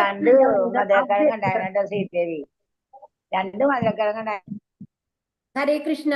എല്ലാവരും കുറച്ച് മ്യൂട്ടിലിരിക്കൂ, അല്ലെങ്കിൽ കേൾക്കാൻ പറ്റില്ല എല്ലാവർക്കും. മിഥ്യാഹങ്കാരം, ബുദ്ധി, അവ്യക്തത. അവ്യക്തത എന്ന് പറയുന്നതാണ് നമ്മുടെ 3 പ്രകൃതി ഗുണങ്ങൾ എന്ന് പറയുന്നത്. സത്ത്, രജസ്, തമസ് എന്ന് പറയുന്നത്. പിന്നെന്താണ്? 10 ഇന്ദ്രിയങ്ങൾ അല്ലെ. നമ്മൾക്ക് 10 ഇന്ദ്രിയങ്ങൾ ഏതൊക്കെയാണ് നമ്മൾക്ക് അറിയാലോ. കർമ്മേന്ദ്രിയങ്ങളും ജ്ഞാനേന്ദ്രിയങ്ങളും. ജ്ഞാനേന്ദ്രിയങ്ങൾ എന്ന് പറയുന്നതാണ് നമ്മുടെ സെൻസ് ഓർഗൻസ്. നമ്മൾ പറയില്ലേ, കണ്ണ്, മൂക്ക്, വായ, ചെവി, ത്വക്ക് എന്ന് പറയുന്നത്. അതുപോലെ തന്നെ കയ്യ്, കാല്, അങ്ങനെ നമ്മളുടെ ജനനേന്ദ്രിയങ്ങള്, എന്താണ്, ബുധം, അങ്ങനെ വരുന്നതാണ് കർമ്മേന്ദ്രിയങ്ങൾ എന്ന് പറയുന്നത്. അപ്പൊ ഈ കർമ്മേന്ദ്രിയങ്ങളും ജ്ഞാനേന്ദ്രിയങ്ങളും ചേർന്ന് 10 ഉണ്ട്. അത് കഴിഞ്ഞിട്ട് പിന്നെന്താണ്? ഒബ്ജക്റ്റോസ് ഇതുണ്ട്, ഈ സെൻസ് ഓർഗൻസ്. അതായത് ജ്ഞാനേന്ദ്രിയങ്ങളുടെ ആയിട്ട് ബന്ധപ്പെട്ട് വരുന്നത്. അതായത് കണ്ണിന് കാഴ്ച അല്ലെ, ചെവിക്ക് കേൾവി, അങ്ങനെ വരില്ലേ. അങ്ങനെ ഉള്ളതാണ് 5 വരുന്നത്. അപ്പോ അങ്ങനെ എത്ര വന്നു? ഇപ്പൊ 15 ആയി കഴിഞ്ഞില്ലേ. ആദ്യത്തെ പഞ്ചഭൂതങ്ങൾ വരുമ്പോ 20 ആയി. കറക്റ്റ് ആണോ? പിന്നെ മിഥ്യാഹങ്കാരം, ബുദ്ധി, മനസ്സെന്ന് പറയുന്നത് അടുത്ത 3ആയി. അത് കഴിഞ്ഞിട്ട് പിന്നെ അവ്യക്തത എന്ന് പറയുന്നതാണ് 3 പ്രകൃതി ഗുണങ്ങൾ. അപ്പൊ ഇതെല്ലാം ചേർന്ന് വരുമ്പോ 24 മൂലകങ്ങളാണ് പറയുക. ഓക്കെ, അതിന്റെ ഒപ്പം ഇവിടെ എന്തൊക്കെ എഴുതിയിട്ടുള്ളത്? രാഗദ്വേഷങ്ങൾ, സുഖദുഃഖങ്ങൾ, സമദൃഷ്ടി, ജീവലക്ഷണങ്ങൾ, ദൃഢവിശ്വാസം എന്നിവയും ചുരുക്കത്തിൽ ക്ഷേത്രമായും. ഇതെല്ലാം നമ്മളുടെ എന്താണ്, നമ്മൾ ചിലപ്പോൾ സന്തോഷം തോന്നാം, ദുഃഖം തോന്നാം, അതൊക്കെ ഉണ്ടല്ലോ. അത് സുഖദുഃഖങ്ങൾ എല്ലാം, സമദൃഷ്ടി, എല്ലാവരെയും ഒരേപോലെ കാണുന്നത്, ജീവലക്ഷണങ്ങൾ. അപ്പൊ നമ്മളുടെ ഈ ജീവാത്മാവും പരമാത്മാവും നമ്മുടെ ശരീരത്തിന്റെ ഉള്ളിൽ വരുമ്പോഴാണ് നമ്മൾക്ക് ജീവന്റെ ലക്ഷണങ്ങൾ നമ്മൾ കാണിക്കുന്നത്. നമ്മൾ ഒരു കുട്ടി ജനിക്കുമ്പോൾ ഉടനെ കരഞ്ഞിട്ട് നമ്മൾ ജനിക്കും അല്ലെ? അപ്പോൾ നമ്മൾക്ക് അറിയാം ആ കുട്ടി കരയുമ്പോൾ നമുക്ക് കുട്ടിക്ക് ജീവനുണ്ട്. അപ്പൊ അതാണ് ലക്ഷണങ്ങൾ എന്ന് പറയുന്നത്. കൈ അനങ്ങുന്നത്, കാലനങ്ങുന്നത്, ഇതൊക്കെ ലക്ഷണങ്ങളാണ്, ജീവന്റെ ലക്ഷണങ്ങളാണ് അല്ലേ? അപ്പൊ അങ്ങനത്തെ ലക്ഷണങ്ങള്, അതുപോലെ ദൃഢവിശ്വാസം, അതുപോലെ ഭഗവാനുള്ള വിശ്വാസമാണ് ഇവിടെ ഉദ്ദേശിക്കുന്നത്. ഇതെല്ലാം നമ്മളുടെ എന്താണ്? ദൃഢവിശ്വാസം എന്തിൽ വേണമെങ്കിൽ ആവാം. എനിക്ക് എന്ത് വേണമെങ്കിൽ ചെയ്യാൻ ചെയ്യുന്നുള്ള അഹങ്കാരവും വിശ്വാസമായിട്ട് വരും കേട്ടോ. അത് ഭൗതികതയിലുള്ളത്. അതല്ല, ഭഗവാനിലാണെങ്കിൽ ഭഗവാനിൽ ഉറച്ച വിശ്വാസവും വരാം. അപ്പൊ ഇതെല്ലാം ചേർന്നതാണ് എന്തെന്ന് പറയുന്നത്? ക്ഷേത്രം എന്ന് പറയുന്നത്.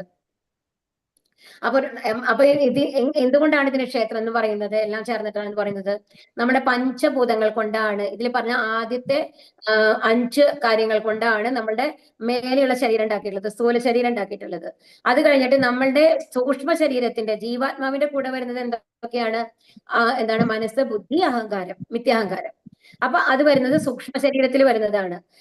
നമ്മൾ ഈ പ്രകൃതിയുമായിട്ടുള്ള ആയിട്ട് സംവേദിക്കുന്നത് എങ്ങനെയാണ്? പ്രകൃതിയായിട്ടുള്ള നമ്മളുടെ ഇന്ററാക്ഷൻ എങ്ങനെയാണ് നടക്കുന്നത്?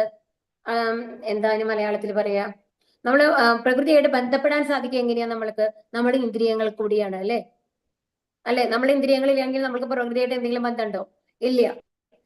അതുപോലെ തന്നെ പിന്നെ നമ്മൾ അതിന് സഹായിക്കുന്നത് എന്താണ്? നമ്മൾക്ക് ഓരോ പ്രവൃത്തികളും ചെയ്യാൻ നമ്മളുടെ ഇന്ദ്രിയങ്ങൾ കൊണ്ട് കണ്ടറിഞ്ഞ ഓരോ പ്രവൃത്തികളും നമ്മൾക്ക് നമ്മളെ ചെയ്യാൻ സഹായിക്കുന്നത് ആരാണ്? കർമ്മേന്ദ്രിയങ്ങളാണ് അല്ലെ? അപ്പൊ കർമ്മേന്ദ്രിയങ്ങൾ വന്നു. അപ്പൊ ഈ ശരീരത്തിന്റെ പ്രവർത്തനങ്ങൾക്ക് ആവശ്യമായ എല്ലാമാണ് ഇവിടെ എഴുതിയിട്ടുള്ളത്. അത് കഴിയുമ്പോഴാണ് നമ്മുടെ ഓരോ പ്രവൃത്തികളിൽ നമ്മൾക്ക് ഒന്നിനും നമ്മൾക്ക് അത് ഇഷ്ടപ്പെടാം, അല്ലെങ്കിൽ ദേഷ്യം വരാം, അല്ലെങ്കിൽ നമുക്ക് സുഖം തോന്നാം, ദുഃഖം തോന്നാം അല്ലെ? ഇതെല്ലാം എന്തിൽ നിന്ന് എല്ലാം ചേർന്നതാണ് എന്തെന്ന് പറയുന്നത്? നമ്മുടെ ആ സ്ഥൂല ശരീരം എന്ന് പറയുന്നത്. അതല്ല നമ്മുടെ ശരീരം എന്ന് പറയുന്നത്. അപ്പൊ ഈ എല്ലാ ശരീരത്തിന്റെ എല്ലാം ചേർന്നതാണ് ക്ഷേത്രം എന്ന് ഇവിടെ ഉദ്ദേശിക്കുന്നത്. ജീവാത്മാവ് ഒഴിച്ച്, അതാണ് ശ്രദ്ധിക്കേണ്ടത്.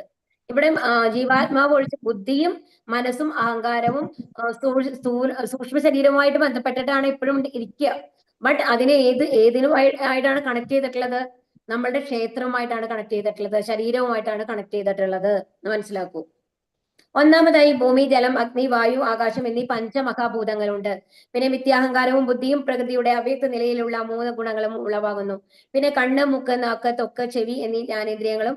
അടുത്തതായി ശബ്ദം, കാലുകൾ, കൈകൾ, ബുധം, ഉത്പാദനേന്ദ്രിയം എന്നീ കർമ്മേന്ദ്രിയങ്ങളും രൂപം കൊള്ളുന്നു. ഇന്ദ്രിയങ്ങളെക്കാൾ ഉത്കൃഷ്ടമായ മനസ്സാണ് അടുത്തത്. ഇങ്ങനെ മനസ്സുൾപ്പെടെ 11 ഇന്ദ്രിയങ്ങൾ. പിന്നെ ഇന്ദ്രിയ വിഷയങ്ങൾ 5: ഗന്ധം, രൂപം, രസം, സ്പർശം, ശബ്ദം. അപ്പൊ നമ്മൾ പറഞ്ഞ കാര്യങ്ങൾ തന്നെയാണ് വീണ്ടും പറയുന്നത് കേട്ടോ. ഇപ്പൊ ഇതിൽ 3 ഗുണങ്ങൾ ഉണ്ടാക്കുന്നത് പറഞ്ഞു അല്ലെ? പ്രകൃതി അവ്യക്ത നിലയിലുള്ളത്. പിന്നെ മിഥ്യാഹങ്കാരം, ബുദ്ധി, പിന്നെ എന്താണ് പറഞ്ഞത്? കണ്ണ്, മൂക്ക്, നാക്ക്, ത്വക്ക്, ചെവി. ഇതാണ് നമ്മുടെ ഇന്ദ്രിയങ്ങൾ, ജ്ഞാനേന്ദ്രിയങ്ങൾ എന്ന് പറയുന്നത്. അതുമായിട്ട് ബന്ധപ്പെട്ട് വരുന്ന കാര്യങ്ങളാണ്. അടുത്ത കർമ്മേന്ദ്രിയങ്ങളാണ്. ശബ്ദം, നമ്മൾ വാക്കുകൾ കൊണ്ട് മറ്റുള്ളവരോട് ഇതാവാൻ പറ്റും അല്ലെ? അതുപോലെ കാലുകള്, കൈകള്, ബുധം, ഉത്പാദനേന്ദ്രിയം എന്നീ കർമ്മേന്ദ്രിയങ്ങളും. കാരണം എങ്ങനെയാണ് നമ്മുടെ ശബ്ദം കർമ്മേന്ദ്രിയാവണേ? ഈ ശബ്ദം കൊണ്ടാണ് നമ്മൾ ബാക്കിയുള്ളവരോട് സമ്പാദിക്കുന്നത്. ഇപ്പൊ ഒരു കാര്യം പറഞ്ഞു കഴിഞ്ഞാല് മറ്റുള്ളവരെ മനസ്സിലാക്കിക്കാൻ നമ്മൾക്ക് എങ്ങനെയാ പറ്റുക? നമ്മളെ വായ കൊണ്ടാണ് അല്ലെ? നമ്മൾ വായ കൊണ്ട് പറഞ്ഞാലല്ലേ മറ്റുള്ളവർക്ക് മനസ്സിലാവുള്ളൂ. അതുകൊണ്ടാണ് ഈ കർമ്മേന്ദ്രിയത്തില് ശബ്ദം വരുന്നത്. നമുക്ക് സംശയം തോന്നാം, ഈ കാലുകളുടെയും കൈകളുടെയും കൂടെ എങ്ങനെയാണ് ശബ്ദം വരുന്നത്? അത് വന്നിട്ട് നമ്മുടെ ഇന്ദ്രിയങ്ങളുടെ അല്ലേ എന്ന് തോന്നാം. അങ്ങനെ അതല്ല, അത് രണ്ടുമായിട്ടും ബന്ധപ്പെട്ട് കിടക്കുന്നതാണ് ശബ്ദം എന്ന് പറയുന്നത്. അപ്പൊ ഉത്പാദനേന്ദ്രിയം എന്നിവ കർമ്മേന്ദ്രിയങ്ങൾ രൂപം കൊള്ളുന്നു. ഇനി ഇന്ദ്രിയങ്ങളെക്കാൾ ഉത്കൃഷ്ടമായ മനസ്സാണ് അടുത്തത്. അപ്പൊ ഇനി അടുത്തത് മനസ്സ് പറഞ്ഞു അല്ലെ? ഇങ്ങനെ മനസ്സുൾപ്പെടെ 11 ഇന്ദ്രിയങ്ങൾ. പിന്നെ ഇന്ദ്രിയ വിഷയങ്ങൾ 5: ഗന്ധം, രൂപം, അതായത് ഇന്ദ്രിയങ്ങളായിട്ട് ബന്ധപ്പെട്ട് വരുന്നത് നമ്മൾ മുമ്പേ പറഞ്ഞതാണ് അല്ലെ? ഇവിടെയും ശബ്ദം വരുന്നുണ്ട്, നോക്കൂ. ഗന്ധം, രസം, രൂപം, സ്പർശം, ശബ്ദം രണ്ടും 2 തരത്തിലാണ് എടുക്കേണ്ടത്. അപ്പൊ ഇങ്ങനെയുള്ള 24 മൂലകങ്ങളാണ് നമ്മളുടെ ക്ഷേത്രം ഉണ്ടാക്കിയിട്ടുള്ളത് മനസ്സിലാക്കിക്കോളൂ. ഇനി വിനയം, ഗർഭില്ലായ്മ, അഹിംസ, ക്ഷമ, ലാളിത്യം, ഒരു യഥാർത്ഥ ആത്മീയ ഗുരുവിനെ സമീപിക്കൽ, ശുചിത്വം, സ്ഥൈര്യം, ആത്മസംയമം, ഇന്ദ്രിയ വിഷയങ്ങളിൽ അനാസക്തി, മിഥ്യ അഹങ്കാരമില്ലായ്മ, ജനന മരണങ്ങൾ, വാർദ്ധക്യം, രോഗം എന്നീ പരിണാമങ്ങളിലൂടെ ദുഃഖാത്മകതയെ കുറിച്ചുള്ള ബോധം, വൈരാഗ്യം, മക്കൾ, ഭാര്യ, ഗൃഹം മുതലായവയിൽ നിന്നുള്ള മുക്തി, സുഖദുഃഖങ്ങളിൽ അക്ഷോഭ്യത, എന്നിൽ സ്ഥിരവും നിഷ്കളങ്കവുമായ ഭക്തി, ഏകാന്തമായ സ്ഥലത്ത് ജീവിക്കാനുള്ള ആഗ്രഹം, ആൾക്കൂട്ടത്തിൽ നിന്ന് വേറിട്ടു നിൽക്കൽ, ആത്മസാക്ഷാത്കാരത്തിന്റെ പ്രാധാന്യമറിയൽ, തത്വചിന്തയിലൂടെ നിരപേക്ഷ തത്വത്തെക്കുറിച്ച് അന്വേഷിക്കൽ എന്നിവ എല്ലാം ജ്ഞാനമാണെന്നും ഇവയല്ലാതെ ഉള്ളവ എല്ലാം അജ്ഞാനമാണെന്നും ഞാൻ പ്രഖ്യാപിക്കുന്നു. ഇനി അടുത്തത് എന്താണ്? ഇപ്പൊ നമ്മൾ എന്ത് പറഞ്ഞു? ക്ഷേത്രം എന്താന്ന് പറഞ്ഞു, 2 തരത്തിലുള്ള ക്ഷേത്രജ്ഞൻ എന്താണെന്ന് പറഞ്ഞു അല്ലെ. ഇനി ഇവിടെ എന്താ പറയുന്നത്? ജ്ഞാനം എന്താണ് എന്നാണ് പറയുന്നത്. ഇതൊക്കെ അർജുനന്റെ ക്വസ്റ്റ്യനിലുള്ള ഉത്തരങ്ങളാണ് കേട്ടോ. എന്താണ് ജ്ഞാനം എന്ന് പറയുന്നത്? ഏറ്റവും ആദ്യം നമ്മൾക്ക് ഉണ്ടാവേണ്ട ഗുണം എന്താണ്? വിനയം. അതായത് ഭഗവാനാണ് സൃഷ്ടികർത്താവ്. ഇത് നമ്മൾ ഒരുപാട് തവണ പറഞ്ഞതാണ്. ഭഗവാൻ തന്നെയാണ് എല്ലാ കാര്യങ്ങളും നമ്മൾക്ക് നൽകുന്നത്. അതുകൊണ്ട് ആ ഭഗവാനോട് നമ്മൾ എങ്ങനെയുള്ളതായിരിക്കണം? ഭഗവാനോട് എപ്പോഴും നന്ദിയുള്ളവരായിരിക്കണം. കാരണം നമ്മൾക്ക് ഒരാളെ എന്തെങ്കിലും സാധനങ്ങൾ കൊണ്ടുവരുമ്പോൾ നമുക്ക് സന്തോഷമാവുന്നു അല്ലെ, അവരോട് താങ്ക്സ് പറയും അല്ലെ, നമ്മള് നന്ദിയുള്ളവരായിരിക്കും. അപ്പൊ നമ്മൾക്കിപ്പോ എല്ലാം നമ്മൾ ചോദിക്കാതെ തന്നെ എല്ലാം നമ്മൾക്ക് ചെയ്തു തരുന്ന ഭഗവാനോട് എങ്ങനെ ഉണ്ടാവണം? നമ്മള് എളിമ ഉണ്ടാവണം. ഇതൊന്നും നമ്മളുടേതല്ല, നമ്മൾ ഒരാളുടേതാണ് ഉപയോഗിച്ചുകൊണ്ടിരിക്കുന്നത് എന്നുള്ള ബോധം നമ്മുടെ ഉള്ളിൽ ഉണ്ടാവുക. അതാണ് വിനയം എന്ന് പറയുന്നത്. ഇനി ഗർഭില്ലായ്മയും അതിന്റെ ഒരു ഭാവമാണ് അല്ലെ. അതായത് നമ്മൾക്ക് എപ്പോഴാണ് അഹങ്കാരം വരിക? എനിക്ക് ഇപ്പോ നമ്മളെന്താ പറയാ, മറ്റൊരാൾക്ക് കിട്ടാത്ത ഒരു സാധനം നമ്മൾക്ക് കിട്ടി. അല്ലെങ്കിൽ ചിലവര് ഇപ്പോ ചില ആൾക്കാർ നോക്കൂ, നല്ല ഭംഗിയുള്ള ആൾക്കാരാണ്. ഒരു മിസ് വേൾഡോ മിസ് യൂണിവേഴ്സോ ആയി ഒരു പെൺകുട്ടി എന്ന് വിചാരിക്കൂ. അപ്പൊ അവരുടെ ഉള്ളിൽ എന്താ തോന്നുക? ഓ, ഞാൻ ഈ ലോകത്തിൽ വെച്ച് ഏറ്റവും ഭംഗിയുള്ള ഒരു പെൺകുട്ടിയാണ്. ആ ഒരു അഹങ്കാരം നമ്മൾക്ക് വരാം അല്ലെ, അങ്ങനെ വരാൻ ചാൻസ് ഉണ്ട്. അതുപോലെ തന്നെയാണ് പഠിപ്പിൽ നമ്മൾ ഏറ്റവും ഫസ്റ്റ് റാങ്ക് കിട്ടിയ ഒരു കുട്ടിയാണെങ്കിൽ എന്ത് തോന്നാം? അപ്പൊ പറഞ്ഞ് ഞാൻ മറ്റുള്ള കുട്ടികളെക്കാളും കുറച്ചും കൂടി മേലെയാണ്, എനിക്കെല്ലാം ചെയ്യാൻ സാധിക്കും, എനിക്കാണ് ഏറ്റവും ബുദ്ധി, അങ്ങനത്തെ ഒരു തോന്നൽ വരാം അല്ലെ. അങ്ങനെ അപ്പൊ പക്ഷേ ഇത് ഇപ്പൊ ഞാൻ വിചാരിക്കാം, ഇപ്പൊ എനിക്ക് മനസ്സിലായി കഴിഞ്ഞു ഭഗവാന്റെ ഗുണങ്ങളുടെ അത്രയ്ക്ക് വേറെ ആരുടെ കയ്യിലും ഇല്ല. ഭഗവാന്റെ ദാനമായിട്ട് നമുക്ക് കിട്ടുന്നതാണ് ഈ സൗന്ദര്യവും ബുദ്ധിയും എല്ലാം എന്നുള്ളത്. നമുക്ക് ധനവും എല്ലാം എന്ന് മനസ്സിലാക്കി കഴിയുമ്പോൾ നമ്മൾ എന്താ പറയാ, അപ്പൊ ഭഗവാൻ എനിക്ക് കുറച്ച് കൂടുതൽ തന്നിട്ടുണ്ട്, ഭഗവാനെ നന്ദി. ഫസ്റ്റ് റാങ്ക് കിട്ടുമ്പോൾ നമുക്ക് എന്താ തോന്നുക? എന്നെ നന്നായി വെച്ചിട്ടുണ്ട്, എന്നെ നന്നായിട്ട് പഠിക്കാൻ സഹായിച്ചു, എനിക്ക് ബുദ്ധി തന്നു അവിടെ നിന്ന് കഴിഞ്ഞാൽ പരീക്ഷ നന്നായിട്ട് എഴുതാനായിട്ട്. അപ്പൊ നന്ദി എന്നുള്ളതല്ലേ നമ്മുടെ മനസ്സിൽ വരേണ്ടത്. കാരണം എല്ലാം ഭഗവാനല്ലേ തന്നിട്ടുള്ളത്. ആ ബുദ്ധി തന്നതും ഭഗവാനാണ്, എഴുതാനുള്ള ബുദ്ധി തന്നതും ഭഗവാനാണ് അല്ലെ, പരിശ്രമിക്കാനുള്ള മനസ്സ് തന്നതും ഭഗവാനാണ്. അതല്ല ഞാൻ പഠിക്കുമ്പോൾ എനിക്ക് ഉറക്കം വന്നു കഴിഞ്ഞാൽ ഞാൻ എന്ത് ചെയ്തിട്ടുണ്ടാവും? ഒന്ന് ആലോചിച്ച് നോക്കൂ. നമ്മുടെ കൺട്രോളിലാണ് ചില സമയത്ത് ഉറക്കം. അല്ല, നമ്മുടെ ദേഹം ക്ഷീണിച്ച് നമ്മൾ അറിയാതെ ഉറങ്ങിപ്പോകും. അപ്പൊ അതാണ് പറയുന്നത്. അപ്പൊ അതിനൊക്കെയുള്ള അനുഗ്രഹം തരുന്നതാരാണ്? ഭഗവാനാണ്. അപ്പൊ ആ ഒരു ഭാവമാണ് നമ്മൾക്ക് വേണ്ടത്, ഗർഭില്ലായ്മ. അതുപോലെ അഹിംസ എന്ന് പറയുന്നത് ഒരാളെ കൊല്ലരുത് എന്നുള്ളത് മാത്രമല്ല. അഹിംസ എന്ന് പറയുന്നത് മറ്റുള്ളവരെ വേദനിപ്പിക്കരുത് എന്നുള്ളതുകൊണ്ട്. ഇപ്പൊ നമ്മൾക്ക് തോന്നുകയാണ് ഒരാൾ തെറ്റ് ചെയ്തു എന്നുള്ളത് നമ്മുടെ മുമ്പിൽ വെച്ചിട്ട് നമ്മൾക്ക് തോന്നുകയാണ്. പക്ഷെ 4 പേര്, അപ്പൊ നിറയെ പേര് അവിടെ നിൽക്കുന്നുണ്ട്. അപ്പൊ എല്ലാവരും മുമ്പിൽ വെച്ചിട്ട് പറയാണ്, എന്താ നീ കാണിക്കുന്നത്? നീ ചെയ്തത് ശരിയല്ല. അയാൾ അറിഞ്ഞിട്ട് ചെയ്യണത് ആവണമെന്നില്ല. കാരണം മോസ്റ്റ്ലി വന്നു കഴിഞ്ഞാൽ ചില ആൾക്കാരുണ്ട്, ടെററിസ്റ്റുമാരുടെ ആൾക്കാരുണ്ടാവും. എന്താണെന്ന് വെച്ച് കഴിഞ്ഞാല് തീർച്ചയായിട്ടും തെറ്റാണെന്ന് അറിഞ്ഞിട്ട് ആ തെറ്റ് ചെയ്യുന്ന ആൾക്കാരുണ്ടാവും. പക്ഷേ അതിൽ കുറെ ആൾക്കാര് അറിയാതെ ചിലപ്പോൾ ചെയ്യുന്ന തെറ്റുകളായിരിക്കാം. അപ്പൊ നമ്മള് എന്നിട്ട് ഇത്രയും ആൾക്കാർ മുമ്പിൽ എന്ന് വിളിച്ചു പറയുമ്പോൾ അവർക്ക് എങ്ങനെയുണ്ടാവും? സ്വയം എന്താ പറയാ, ചെറുതാവുന്നമാരുള്ളൊരു ഫീലിംഗ് അവർക്ക് കിട്ടും. അതുപോലെ തന്നെ അവരെ ഭയങ്കര എന്തെങ്കിലും വേറൊരു അവസ്ഥയിലേക്ക് അവരെ കൊണ്ടുവന്ന് ചെല്ലാം അല്ലെ. ചിലർ ജീവിതം ആ നാണക്കേട് കൊണ്ട് ജീവിതം അവസാനിപ്പിക്കണമെന്ന് വിചാരിക്കുന്ന ആൾക്കാർ പോലും നമ്മുടെ സമൂഹത്തിൽ നമ്മൾ കാണാറുണ്ട് അല്ലെ. ഭഗവാന്റെ വിശ്വാസം ഇല്ലാത്തവരായിരിക്കാം, ഭഗവാനെ കുറിച്ച് അറിയാത്ത ആൾക്കാരായിരിക്കും അങ്ങനെ ചെയ്യുന്നത്. എന്തായാലും ശരി. അപ്പൊ നിഷ്കളങ്കരായിട്ടുള്ള ചില ആൾക്കാര് ചിലപ്പോൾ അറിയാതെ ചെയ്യുന്ന തെറ്റുകളെ അതേമാതിരി ചൂണ്ടിക്കാണിക്കുമ്പോൾ അപ്പൊ നമ്മൾ എന്താണ് വിചാരിക്കേണ്ടത്? ചിലർക്ക് സാഹചര്യങ്ങളാണ് അവരെ കൊണ്ട് അത് ചെയ്യിക്കുന്നുണ്ടായിരിക്കുക, ചിലർ അറിവില്ലായ്മ കൊണ്ടായിരിക്കും അത് ചെയ്യുന്നുണ്ടായിരിക്കുക. അപ്പൊ നമ്മുടെ മനസ്സിൽ എങ്ങനെയാണ് അത് കാണിക്കേണ്ടത്? അപ്പൊ അങ്ങനെ നമുക്ക് അവരോട് പറഞ്ഞ് മനസ്സിലാക്കണമെന്നുണ്ടെങ്കിൽ എന്ത് ചെയ്യണം? അവരെ തനിയെ വിളിച്ച് ആരും കേൾക്കാതെ അവരോട് പറഞ്ഞ് മനസ്സിലാക്കണം, ഇങ്ങനെ ചെയ്ത് ശരിയായില്ല കേട്ടോ, അത് ഇങ്ങനത്തെ പ്രോബ്ലംസ് വരാനുള്ള ചാൻസ് ഉണ്ട്, അങ്ങനെ പറഞ്ഞു കൊടുക്കാൻ നമുക്ക് സാധിക്കണം. അല്ലാതെ മറ്റുള്ളവരെ മുമ്പിൽ വെച്ച് ഇൻസൾട്ട് ചെയ്യല്ല നമ്മൾ ചെയ്യേണ്ടത്. മനസ്സിലാവേണ്ട പറയുന്നത്. അതാണ് അഹിംസ. അപ്പൊ മറ്റുള്ളവരെ വാക്കുകൾ കൊണ്ട് നോവിക്കുന്നതും ഹിംസയാണ് എന്നാണ് പറയുന്നത് ഭഗവാൻ. അപ്പൊ അതിനുവേണ്ടി മാക്സിമം ശ്രമിക്കണം. എന്ന് വെച്ച് എന്ത് തെറ്റ് ചെയ്തു കഴിഞ്ഞാലും നമ്മളെ ക്ഷമിക്കണം എന്നല്ല അതിന്റെ അർത്ഥം. നമ്മൾ അവര് ട്രീറ്റ് ചെയ്യുന്ന രീതി മാറ്റണം എന്നാണ് ഭഗവാൻ പറയുന്നത്. ക്ഷമ, അത് അപ്പം നമ്മൾക്ക് ക്ഷമ വരും അല്ലേ? നമ്മളേതല്ലാത്ത ഒരു കാര്യത്തിനാണ് നമ്മളെ എന്തെങ്കിലും തെറ്റനുഭവിക്കുന്നത്, അല്ലെങ്കിൽ ബാക്കിയുള്ളവർ നമ്മളെ ചീത്ത വിളിക്കുന്നുണ്ടെങ്കിൽ നമുക്ക് ക്ഷമ വരും എന്നാണ് ഭഗവാന് വേണ്ടിയിട്ട്. നമ്മളപ്പോ അങ്ങനെ നമ്മൾക്ക് വരുമ്പോൾ ക്ഷമ ലഭിക്കുന്നത് നമ്മൾ എന്ത് ചെയ്യണം?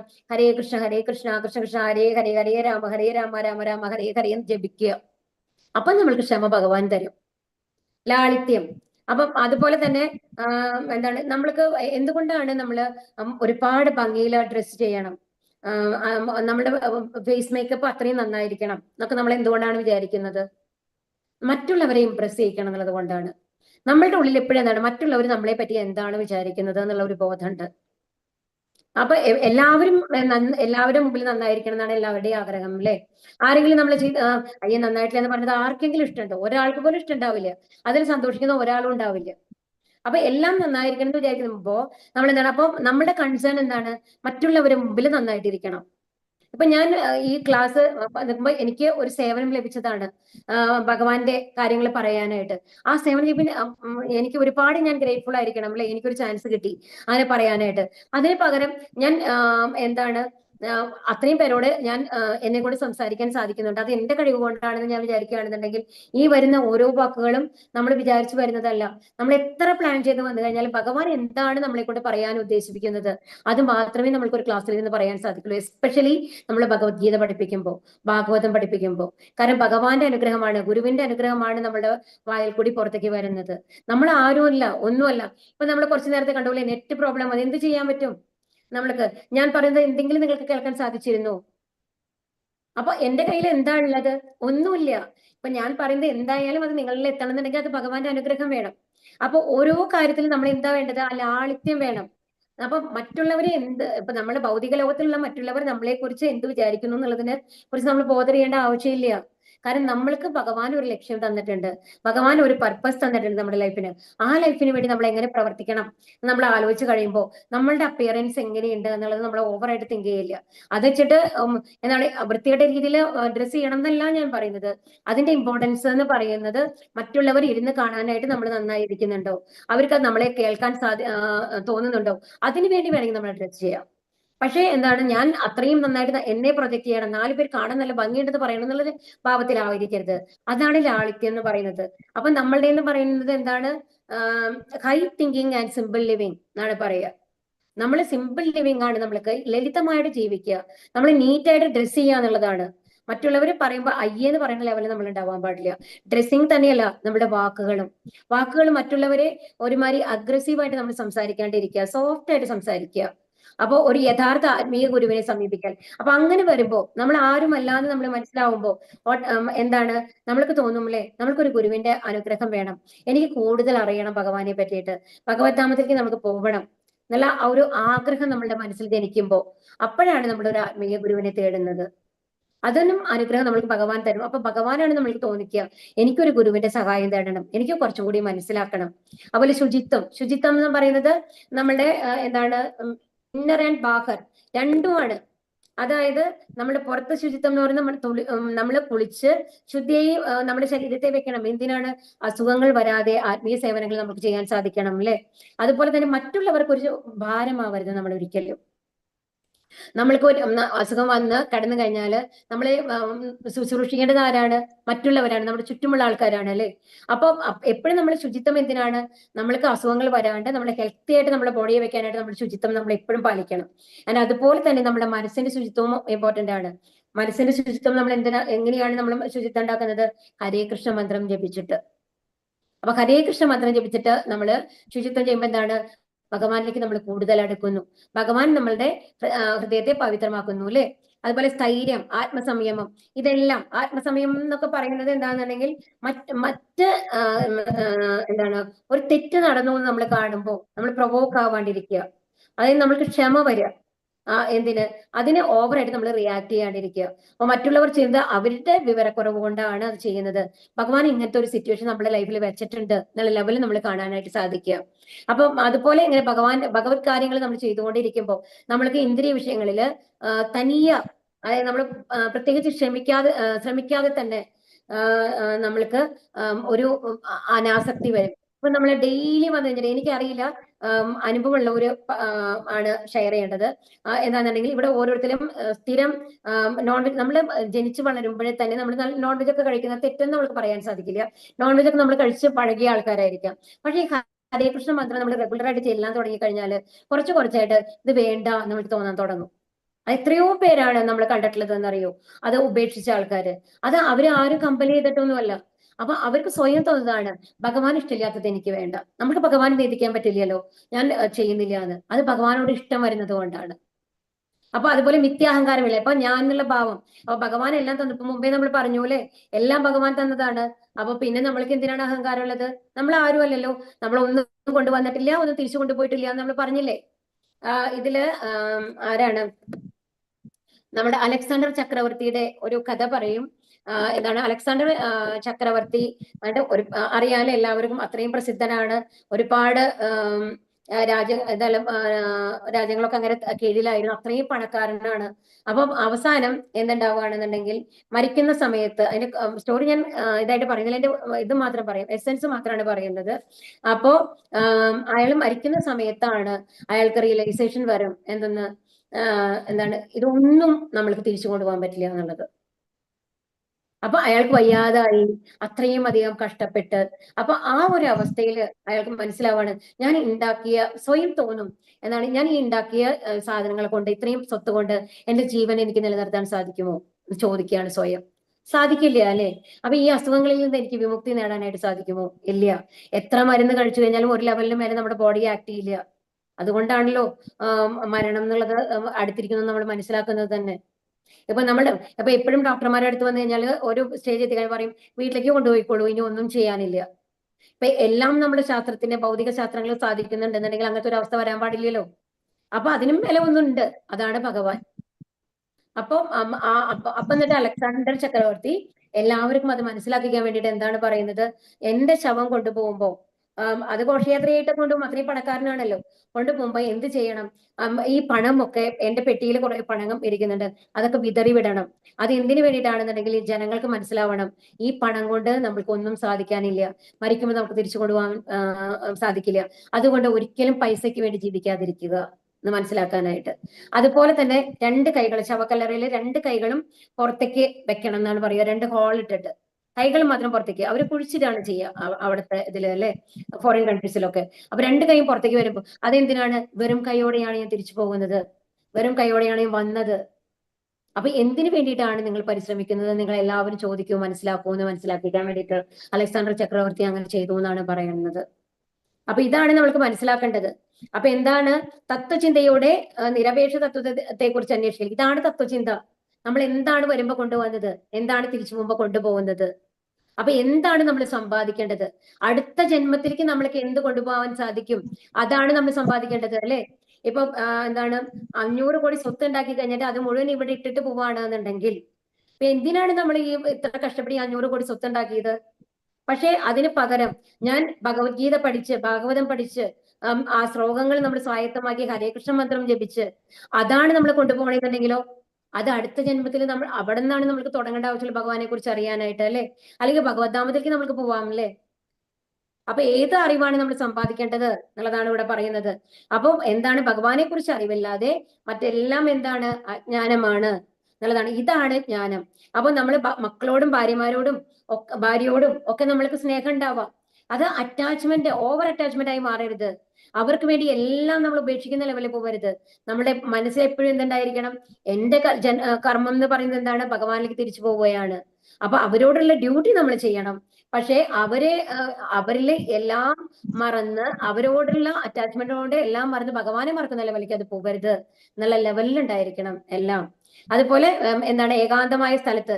അതുകൊണ്ടാണ് അപ്പൊ ഭഗവാനോടുള്ള ആ ബന്ധം കൂടുതൽ വരുമ്പോൾ നമ്മൾ തനിയെ ഇരുന്നാലും കുഴപ്പമില്ല, ഏകാന്തതയിൽ ഇരിക്കാം എന്നുള്ള ഒരു മനസ്സ് വരും. അപ്പൊ ഈ ഗുണം ഗുണങ്ങളൊക്കെയാണ് നമ്മൾ സമ്പാദിക്കേണ്ടത്. ഇതാണ് ജ്ഞാനം എന്ന് പറയുന്നത്. ഇവിടെ ഇത് പല ലെവലില് ജന്മ മൃത്യു ജരാവ്യാധി പല ലെവലില് നമ്മൾ കാണിക്കുകയാണ്. വാർദ്ധക്യം വരുന്നു, മരണം വരുന്നു. അപ്പൊ ഇതിൽ നിന്നൊന്നും നമ്മൾക്ക് മോചനമില്ല. അപ്പൊ അടുത്ത ജന്മത്തിൽ നമ്മൾക്ക് എന്താ കൊണ്ടുപോകാൻ പറ്റുന്നത്? ഭക്തിയുതമായ സേവനങ്ങൾ, ഭക്തിയുതമായ അറിവുകൾ മാത്രമാണ്. അപ്പൊ അതാണ് നമ്മൾ സമ്പാദിക്കേണ്ടത്, അല്ലാതെ ഭൗതിക കാര്യങ്ങളല്ല.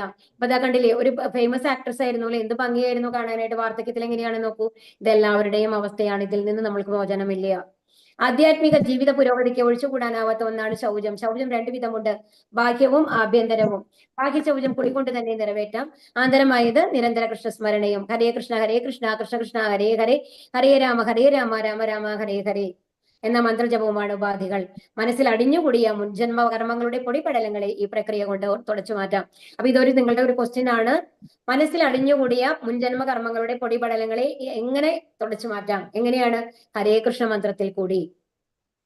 അതാണ് പറയുന്നത്. നമ്മൾ പറഞ്ഞിട്ടില്ലേ, ഛേദോദർപ്പണമാർജനം ഭവമഹ ദാവാഗ്നി നിർവാപണം ശ്രേയ കൈരവ ചന്ദ്രികാ വിതരണം വിദ്യാവധൂ ജീവനം ആനന്ദാബുധിവർജനം പ്രതിപദം പൂർണ്ണാമൃതാസ്വാദനം സർവാത്മാസ്നവനം പരം വിജയതേ ശ്രീകൃഷ്ണ സങ്കീർത്തനം. ശിക്ഷാഷ്ടകത്തിലെ അതിമനോഹരമായിട്ടുള്ള വരികളാണ്. അതിലെന്താ പറയുന്നത്? നമ്മുടെ മനസ്സിൽ ജന്മജന്മങ്ങളായിട്ട് അടിഞ്ഞുകൂടിയിട്ടുള്ള എന്താ പറയാ, ഭൗതിക ആഗ്രഹങ്ങളുടെ ആ അവിദ്യ എന്നാ പറയാ, എന്താണ്, പൊടിപടലങ്ങളെ നീക്കാനായിട്ട് എന്താണ് ചെയ്യാൻ പറ്റുക? ഹരേ കൃഷ്ണ മന്ത്രം ജപിക്കൂ, മന്ത്രം ജപിക്കൂ, മന്ത്രം ജപിക്കൂ എന്നുള്ളതാണ് പറയുന്നത്. അപ്പൊ എത്രയോ ജന്മങ്ങളായിട്ടുള്ള നമ്മളുടെ ആ ഭൗതിക ആഗ്രഹങ്ങളും കർമ്മദോഷങ്ങളും എല്ലാം മാറ്റാനായിട്ട് എന്തിനു സാധിക്കും? ഹരേ കൃഷ്ണ മന്ത്രത്തിന് സാധിക്കും. സർവേന്ദ്രിയ ഗുണാഭാസം സർവേന്ദ്രിയ വിവർജിതം അസക്തം സർവഭ്യച്ചൈവ നിർഗുണം ഗുണഭോക്ത്യജ. സർവേന്ദ്രിയങ്ങളുടെയും ഉത്പത്തി സ്ഥാനമാണ് പരമാത്മാവ്. എന്നിരുന്നാലും അവിടത്തേക്ക് ഇന്ദ്രിയങ്ങളില്ല. സകല ജീവജാലങ്ങളെയും നിലനിർത്തി പോരുന്നെങ്കിലും അനാസക്തനാണ്, ത്രിഗുണാതീതനും. അതേസമയം തന്നെ ഭൗതിക പ്രകൃതിയുടെ ത്രിഗുണങ്ങളുടെ യജമാനനുമാണ് അദ്ദേഹം. ഈ പരമാത്മാവിന്റെ ഗുണങ്ങളെ കുറിച്ച് പറയാണ്. ഇതാണ് ജ്ഞാനം എന്ന് പറയുന്നത് അല്ലെ. പരമാത്മാവ് എങ്ങനെയുള്ളതാണ്? നിർഗുണനാണ് എന്ന് പറഞ്ഞാല് ഗുണങ്ങളില്ല എന്നല്ല, ഗുണങ്ങൾക്ക് അതീതനാണ്. അതുപോലെ എല്ലാ ഇന്ദ്രിയങ്ങളുടെയും ഉത്പത്തി എല്ലാം സൃഷ്ടിച്ചതാരാണ്? ഭഗവാനാണ്. പക്ഷെ ഭഗവാൻ ഇന്ദ്രിയങ്ങളുണ്ടോ? ഇല്ല. കാരണം ഭഗവാൻ നമ്മൾ കാണുമ്പോൾ ഭഗവാന്റെ ഇന്ദ്രിയങ്ങളായിട്ട് കാണുന്നുണ്ടെങ്കിലും ഭഗവാന്റെ ഓരോ ഇന്ദ്രിയങ്ങളും എല്ലാ കാര്യങ്ങളും ചെയ്യും. അതുകൊണ്ടല്ലേ കണ്ണുകൊണ്ട് ഭക്ഷണം കഴിക്കാൻ സാധിക്കുന്നത്. നമ്മളുടെ പ്രസാദം എങ്ങനെയാണ് സ്വീകരിക്കുന്നത്? ഭഗവാൻ കണ്ണുകൊണ്ടല്ലേ. അപ്പൊ ഭഗവാന്റെ കണ്ണും കാതും എല്ലാം ഒരുപോലെയാണ്. അപ്പൊ ഓരോ പ്രത്യേക ഇന്ദ്രിയങ്ങളിൽ നിന്നും ഭഗവാനെ നമുക്ക് പറയാനായിട്ട് സാധിക്കില്ല. അപ്പൊ സകല ജീവജാലങ്ങളെയും നിലനിർത്തി പോരാണ്. എല്ലാ ജീവജാലങ്ങളെയും നിലനിർത്തുന്നത് ആരാണ്? ഭഗവാനാണ്. എന്നാൽ ഭഗവാന് ഇതിൽ എന്തെങ്കിലും താല്പര്യം ഉണ്ടോ? ഇല്ല. ഭഗവാൻ അതിനെല്ലാം മേലെയാണല്ലേ, ത്രിഗുണ അതീതനാണ്. അതുപോലെ എന്താണ്? ത്രിഗുണ ഭൗതിക ഈ മായയുടെ യജമാനനാണ്. അപ്പൊ അത് എന്തുകൊണ്ടാണ് പറഞ്ഞപ്പോ നമ്മുടെ 3 പ്രകൃതി ഗുണങ്ങളുടെ അടിയിലാണുള്ളത്. ഏതാണ്? സത്വരജ തമോ ഗുണങ്ങള്. അതിനെ അറക്കണത് ആരാണ്? അറക്കാൻ സാധിക്കുക എന്തുകൊണ്ട്? എപ്പോഴാണ്? ഭക്തിയുത സേവനങ്ങൾ ചെയ്ത് ഭഗവാനെ പ്രീതിപ്പെടുത്തുമ്പോ. എന്താണ് അതിന് കാരണം? ഭഗവാന്റെ കയറാണ്, ഭഗവാനാണ് കെട്ടിയിട്ടുള്ളത്. അപ്പൊ അതുകൊണ്ട് ഭഗവാനാണ് അഴിക്കാൻ സാധിക്കുള്ളൂ. ഭഗവാനാണ് അതിന്റെ ഉടമസ്ഥൻ. ജ്യോതിഷാമഭി തജ്ജോതി തമസ് പരമുച്യതേ ജ്ഞാനം ജ്ഞേയം ജ്ഞാനഗമ്യം ഹൃദി സർവസ്യ വിഷ്ടിതം. അദ്ദേഹമാണ് സർവ്വജ്യോതിസുകളുടെയും സ്രോതസ്. പദാർത്ഥനിഷ്ഠമായ തമസിനെ അതിക്രമിച്ചു നിൽക്കുന്നതും അവ്യക്തമായിട്ടുള്ളതും അവിടുന്ന് തന്നെ. അറിവും അറിയേണ്ടുന്നതും അറിവിന്റെ ലക്ഷ്യവും സർവ്വഹൃദയങ്ങളിലും കുടികൊള്ളുന്നതും ആ പരമപുരുഷനാണ്. അപ്പൊ ഇതെന്താ പറയുന്നത്? എല്ലാ പ്രകാശങ്ങളുടെയും, നമ്മൾ പറഞ്ഞു അല്ലെ, ചന്ദ്രൻ. ഇതിനു മുമ്പ് നമ്മൾ പറഞ്ഞു ആത്മീയ ആകാശം മുഴുവൻ ഭഗവാന്റെ പ്രകാശമാണ്. ചന്ദ്രനിലും സൂര്യനിലും ഒക്കെ ആ പ്രകാശമാണ് തട്ടി നമ്മൾക്ക് പ്രകാശമായി ലഭിക്കുന്നത്. അപ്പൊ ആ എല്ലാ ജ്യോതിഷങ്ങളുടെയും സ്രോതസ്സാണ്. അതുപോലെ പദാർത്ഥനിഷ്ഠമായ തമസിനെ, അതായത് പദാർത്ഥനിഷ്ഠ എന്ന് പറയുന്നത് ഈ നമ്മളുടെ ഈ 24 മഹാതത്വം എന്ന് പറയുന്നത് 24 മൂലകങ്ങൾ പറഞ്ഞു അല്ലെ. അതാണ് നമ്മളുടെ ഇരുട്ടായിട്ട് നമ്മൾക്ക് നിൽക്കുന്നത്. ആ ഇരുട്ടിന്റെ ഉള്ളിൽ നമ്മൾക്ക് വെളിച്ചം ലഭിക്കാനാണ് ചന്ദ്രനിലും സൂര്യനിലൊക്കെ പ്രകാശം തട്ടി വരുന്നത്. അപ്പൊ ഈ തമസിനേക്കാളും മേലെയാണ് ഭഗവാൻ. ആ തമസ് ഭഗവാനിൽ നിന്ന് വന്നതാണെങ്കിൽ കൂടി ഭഗവാൻ ആ തമസിന്റെ ഉള്ളിലല്ല. ഭഗവാൻ എപ്പോഴും പ്രകാശപൂരിതനാണ്. അപ്പൊ അറിവും അറിയേണ്ടുന്നതും അറിവിന്റെ ലക്ഷ്യവും. അപ്പൊ നമ്മളുടെ ലക്ഷ്യം എന്താണ്? ഭഗവാനെ കുറിച്ച് അറിയാം അല്ലെ. അതുപോലെ തന്നെ എന്താണ് അറിവ്? ഭഗവാനിൽ നിന്നാണ് എല്ലാം വന്നിട്ടുള്ളത്. ഭഗവാന്റെ അടുത്തേക്ക് പോകേണ്ടതാണ് നമ്മളുടെ ലക്ഷ്യം എന്നുള്ളതാണ് നമ്മളുടെ അറിവ്. അതാണ് അറിയേണ്ടത്. ഇനി സർവ്വഹൃദയങ്ങളിലും കുടികൊള്ളുന്നത് ആരാണ്? എല്ലാ ഹൃദയത്തിലുള്ളത് ആരാണ്? ആ പരമപുരുഷനാണ്. ഇതാണ് ജ്ഞാനം എന്ന് പറയുന്നത്. ജ്ഞാനം ജ്ഞേയം ജ്ഞാനഗമ്യം. ഒബ്ജക്റ്റ്. അപ്പൊ ഇവിടെ ജ്ഞേയം എന്ന് പറയുന്നത് ഭഗവാനാണ് അല്ലേ? അപ്പൊ എന്തിനെ കുറിച്ചുള്ള ജ്ഞാനാണ് നമ്മൾക്ക് വേണ്ടത്? ഭഗവാനെ കുറിച്ചുള്ള ജ്ഞാനം. അപ്പൊ എവിടേക്കാണ് നമ്മൾക്ക് പോകേണ്ടത്? ജ്ഞാനഗമ്യം. എവിടേക്കാണ് നമ്മൾക്ക് പോകേണ്ടത്? ഭഗവാന്റെ ധാമത്തിലേക്ക്. മനസ്സിലാവുന്നുണ്ടോ? ജ്ഞാനം, ജ്ഞേയം, ജ്ഞാനഗമ്യം. ജ്ഞാനം എന്ന് പറയുന്നത് എന്താണ്? ഭഗവാനെ കുറിച്ചുള്ള അറിവാണ് അല്ലെ? അപ്പൊ ആരെ കുറിച്ചാണ് അറിയുന്നത്? ഒബ്ജക്റ്റ് ഓഫ് നോളജ് ആണ് ജ്ഞേയം എന്ന് പറയുന്നത്. ആരെ കുറിച്ചാണ് നമ്മൾ അറിയേണ്ടത്? ഭഗവാനെ കുറിച്ചിട്ടാണ്. അപ്പൊ ഇനി എവിടേക്കാണ് നമ്മൾക്ക് പോകേണ്ടത്? ഭഗവാന്റെ അടുത്തേക്ക്, ഭഗവാന്റെ ധാമത്തിലേക്ക്. അപ്പൊ എല്ലാം ഭഗവാൻ തന്നെയാണ് അല്ലെ? പ്രതി സർവസ്യ വിഷ്ടിതം പുരുഷ പ്രകൃതിസ്ഥോ ഭുക്തേ പ്രകൃതിജാൻ ഗുണാൻ കാരണം ഗുണസങ്കോസ്യ അസദ്യോ നിജന്മസു. ഭൗതിക പ്രകൃതിയിൽ ജീവാത്മാവ് പ്രകൃതിയുടെ ത്രിഗുണങ്ങൾ അനുഭവിച്ചുകൊണ്ടുള്ള ജീവിത രീതി കൈക്കൊള്ളുന്നു. ഭൗതിക പ്രകൃതിയുമായുള്ള സമ്പർക്കത്തിലാണ് ഇത്. അങ്ങനെ നല്ലതും ചിത്തയുമായ നാനായോനികളിൽ ജീവൻ പിറവിയെടുക്കുന്നു. അപ്പൊ ഇവിടെ നമ്മൾ അറിയേണ്ട കാര്യം എന്താണെന്ന് വെച്ച് കഴിഞ്ഞാല്, ഭൗതിക പ്രകൃതിയിൽ ജീവാത്മാവ് ഈ പ്രകൃതിയുടെ 3 ഗുണങ്ങൾക്കനുസരിച്ചാണ് നമ്മുടെ പ്രവൃത്തികളൊക്കെ വരുന്നത്. അപ്പൊ ആ പ്രവൃത്തികൾക്കനുസരിച്ച് അടുത്ത ജന്മത്തില് ഒരു ശരീരം നമ്മൾക്ക് ഭഗവാൻ തരും. നമ്മുടെ പ്രവൃത്തി കർമ്മങ്ങൾക്കനുസരിച്ചാണ്. അപ്പൊ അതിനനുസരിച്ചുള്ള ജീവിത രീതിയാണ് നമ്മൾക്ക് കിട്ടുക. ഇപ്പൊ ഇതിപ്പോ നമ്മൾ പറഞ്ഞു, ഇതിനു മുമ്പും 1-2 തവണ നമ്മൾ മെൻഷൻ ചെയ്തിട്ടുള്ളതാണ്. ഇപ്പൊ നമ്മളിപ്പോ ഇപ്പൊ ഈ ജന്മത്തിൽ നമ്മൾക്ക് മനുഷ്യ ശരീരം കിട്ടി. അടുത്ത ജന്മത്തിൽ നമ്മുടെ കർമ്മങ്ങൾ കൊണ്ട്, നമ്മുടെ ആഗ്രഹങ്ങൾ കൊണ്ട് നമ്മൾക്ക് ഒരു മൃഗത്തിന്റെ ജന്മം കിട്ടി എന്ന് വിചാരിക്കും.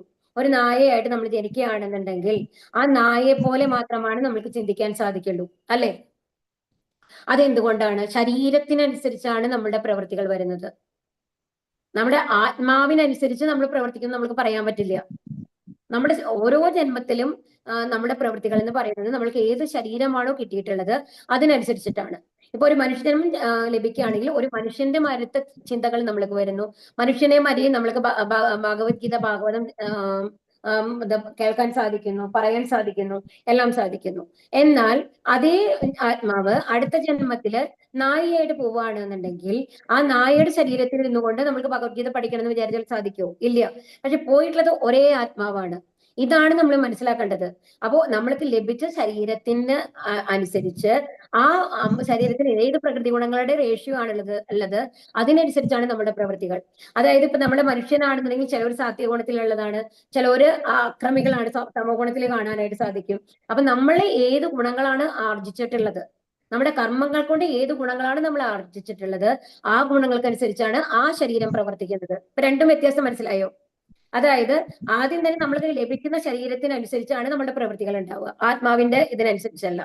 രണ്ടാമത്തത് ഏത് കർമ്മങ്ങളാണോ നമ്മൾ ചെയ്തിട്ടുള്ളത് അതിനനുസരിച്ചാണ് നമ്മളുടെ ശരീരത്തിലുള്ള സത്വഗുണം, രജോഗുണം, തമോ ഗുണം എന്നുള്ളത് ഇതിന്റെ പ്രൊപ്പോർഷൻ ഉണ്ടാവുക. അപ്പൊ അത് പറയണ്ടല്ലോ, സത്വഗുണത്തിലാണ് ബ്രാഹ്മണർ ജനിക്കുന്നത്, രജോ ഗുണത്തിൽ ക്ഷത്രിയർ ജനിക്കുന്നു എന്നൊക്കെ നമ്മൾ പഠിച്ചു അല്ലെ?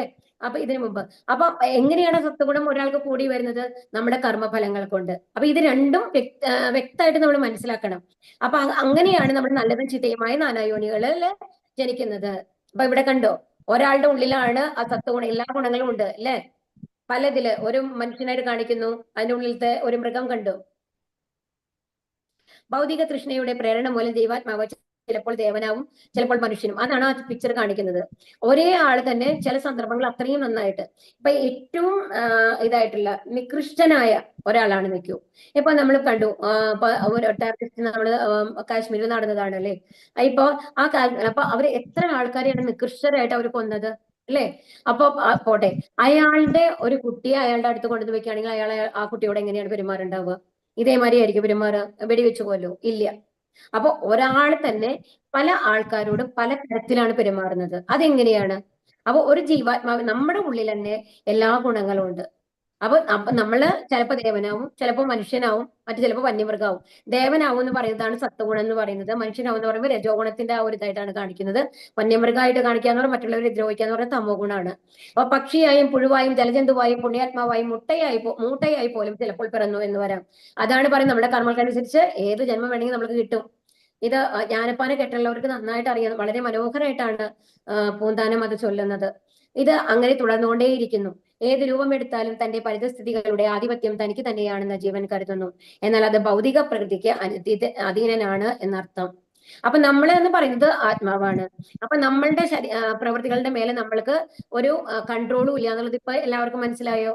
കാരണം അങ്ങനെയാണെന്നുണ്ടെങ്കിൽ നമ്മളുടെ ആത്മാവിനാണ് കൺട്രോൾ എന്നുണ്ടെങ്കിൽ ഏത് ശരീരത്തിന്റെ ഉള്ളിൽ ഇരുന്ന് കഴിഞ്ഞാലും ആ ആത്മാവ് ഒരേ മാതിരിയാണ് പ്രവർത്തിക്കേണ്ടത്.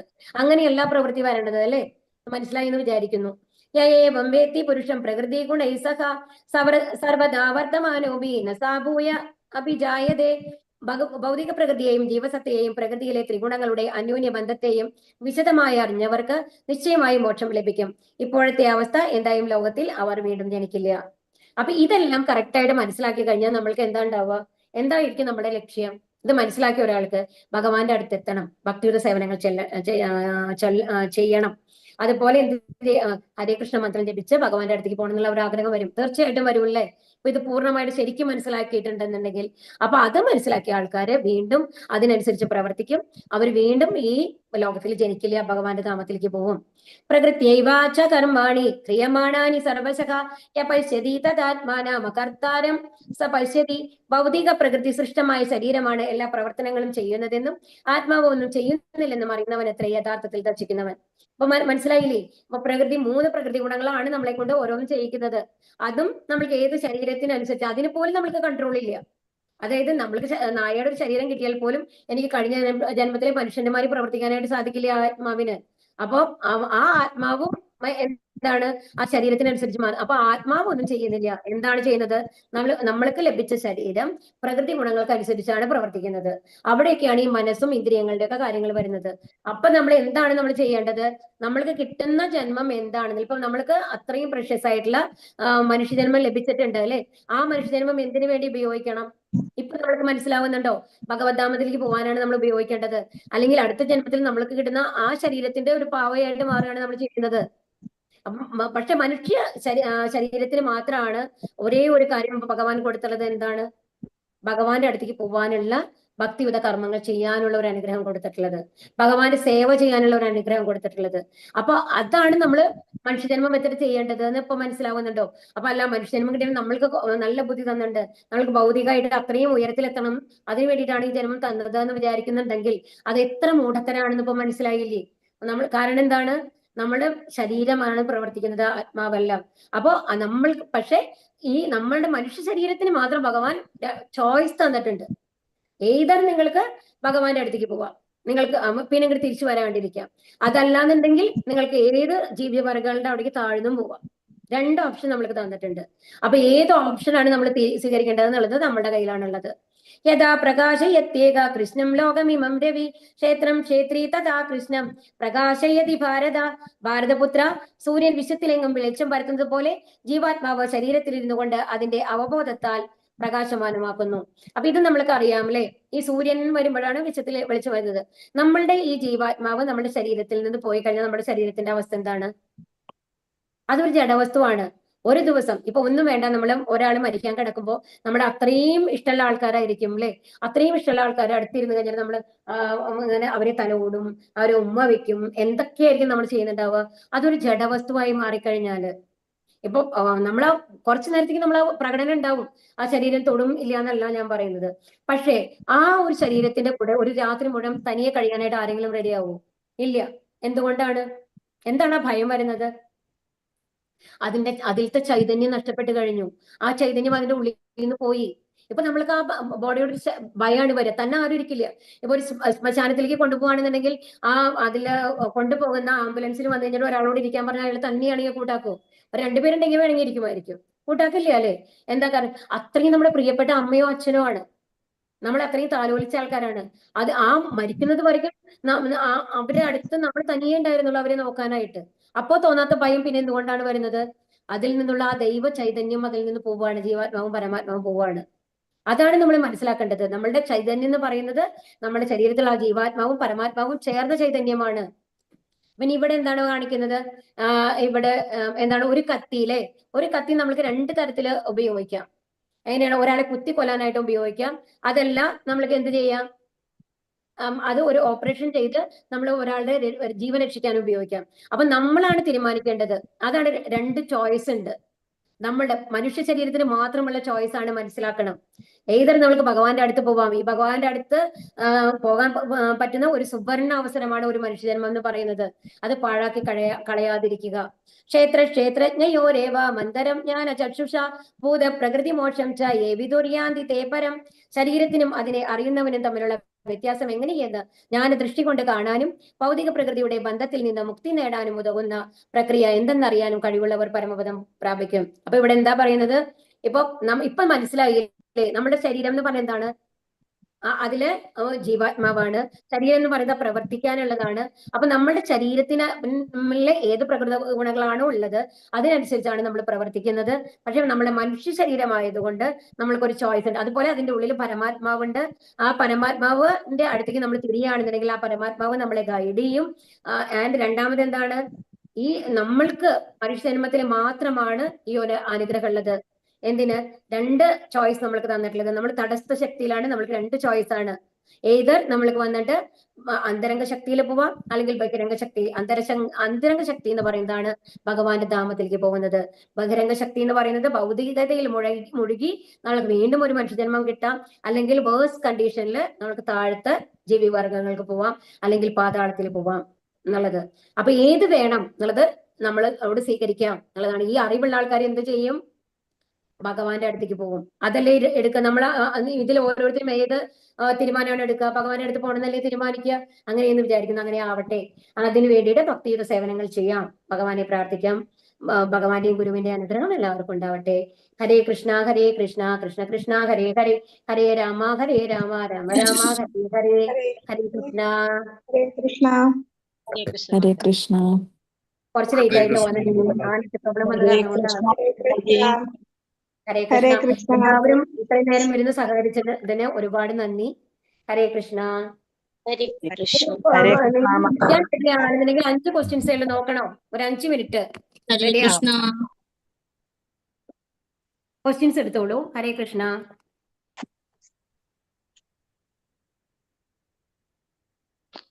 എന്തൊക്കെയാണ് ക്വസ്റ്റ്യൻസ്? അർജുനൻ ഭഗവാനോട് എന്തൊക്കെ അറിയാനാണ് ആഗ്രഹം പ്രകടിപ്പിച്ചത്? അത് ഈസി ക്വസ്റ്റ്യൻ ആണ് അല്ലേ? ആദ്യത്തെ ശ്ലോകത്തിന്റെ ഇതല്ലേ? എന്താണ് ക്ഷേത്രം, എന്താണ് ക്ഷേത്രജ്ഞൻ, അതുപോലെ തന്നെ പ്രകൃതി എന്ന് പറയുന്നത് എന്താണ്? ഇവിടെ നമ്മള് ക്ഷേത്രം എന്ന് പറയുമ്പോൾ ഈ പ്രകൃതി, അതിൽ ഒരു പോയിന്റ് ഞാൻ നിങ്ങളോട് പറയാൻ വിട്ടത് എന്താണെന്നുണ്ടെങ്കിൽ, ഇപ്പൊ പ്രകൃതി എന്താണെന്ന് ചോദിക്കുന്നുണ്ട്. ഹരേ കൃഷ്ണ. ദയവ് ഇത് മ്യൂട്ട് ചെയ്യൂ. ഈ പ്രകൃതി എന്ന് പറയുന്നത് നമ്മുടെ ഈ ക്ഷേത്രം എന്ന് പറയുമ്പോൾ അതിൽ ഒരു ഭാഗമായിട്ട് പ്രകൃതിയെയും പറയാം. കാരണം എന്താ വെച്ച് കഴിഞ്ഞാൽ പ്രകൃതിയും ഒരു കർമ്മ, അതായത് പരമാത്മാവിനെ സംബന്ധിച്ചിടത്തോളം എല്ലാവരും ഉൾക്കൊള്ളുന്നതാണ് അല്ലേ? അപ്പൊ അതുകൊണ്ട് പരമാത്മാവിനെ സംബന്ധിച്ച് ക്ഷേത്രം എന്ന് പറയുന്നത് പ്രകൃതി എന്നുള്ളതും കൂടി പറയാം കേട്ടോ. അതും കൂടി ഒന്ന് ഇതാക്കിക്കോളൂ, മനസ്സിലാക്കിക്കോളൂ. ഇനി പ്രകൃതി എന്ന് പറയുന്നത് നമ്മുടെ പ്രകൃതി തന്നെയാണ്. ഇനി അടുത്ത അപ്പൊ ഏതൊക്കെയാണ് പറഞ്ഞോളൂ. ഇനി ആൻസർ പറഞ്ഞോളൂ. ഒന്നാമത്തെ ക്വസ്റ്റ്യൻ ആൻസർ അറിയാവുന്നവർ പറയൂ. പ്രകൃതി, പുരുഷൻ, ക്ഷേത്രം, ക്ഷേത്രജ്ഞൻ, ജ്ഞാനവിഷൻ. ഓക്കെ. ഇനി ഭഗവാൻ അതിന് നൽകുന്ന ഉത്തരങ്ങൾ എന്തെല്ലാം? ശരീരമാണ് ക്ഷേത്രം അതിനെ അറിയുന്നത് ക്ഷേത്രജ്ഞനും ബന്ധനായ ആത്മാവിന്റെ കർമ്മവേദിയാണ്. ബദ്ധനായ ആത്മാവ്. ഓക്കെ, അങ്ങനെ പറയാതെ. അപ്പൊ നമ്മുടെ ക്ഷേത്രം എന്ന് പറയുന്നത് നമ്മുടെ ശരീരം. പിന്നെ ക്ഷേത്രജ്ഞൻ എന്ന് പറയുന്നത് 2 എണ്ണം പറഞ്ഞു. എന്തൊക്കെയാണ്? പേര് മാത്രം പറഞ്ഞാൽ മതി. ഭഗവാനും ക്ഷേത്രജ്ഞനാണ്. അതുപോലെ തന്നെ പരമാത്മാ രൂപത്തിലുള്ള ഭഗവാനും ക്ഷേത്രജ്ഞനാണ്. ആദ്യം പറയുന്നത് ജീവാത്മാവാണ്.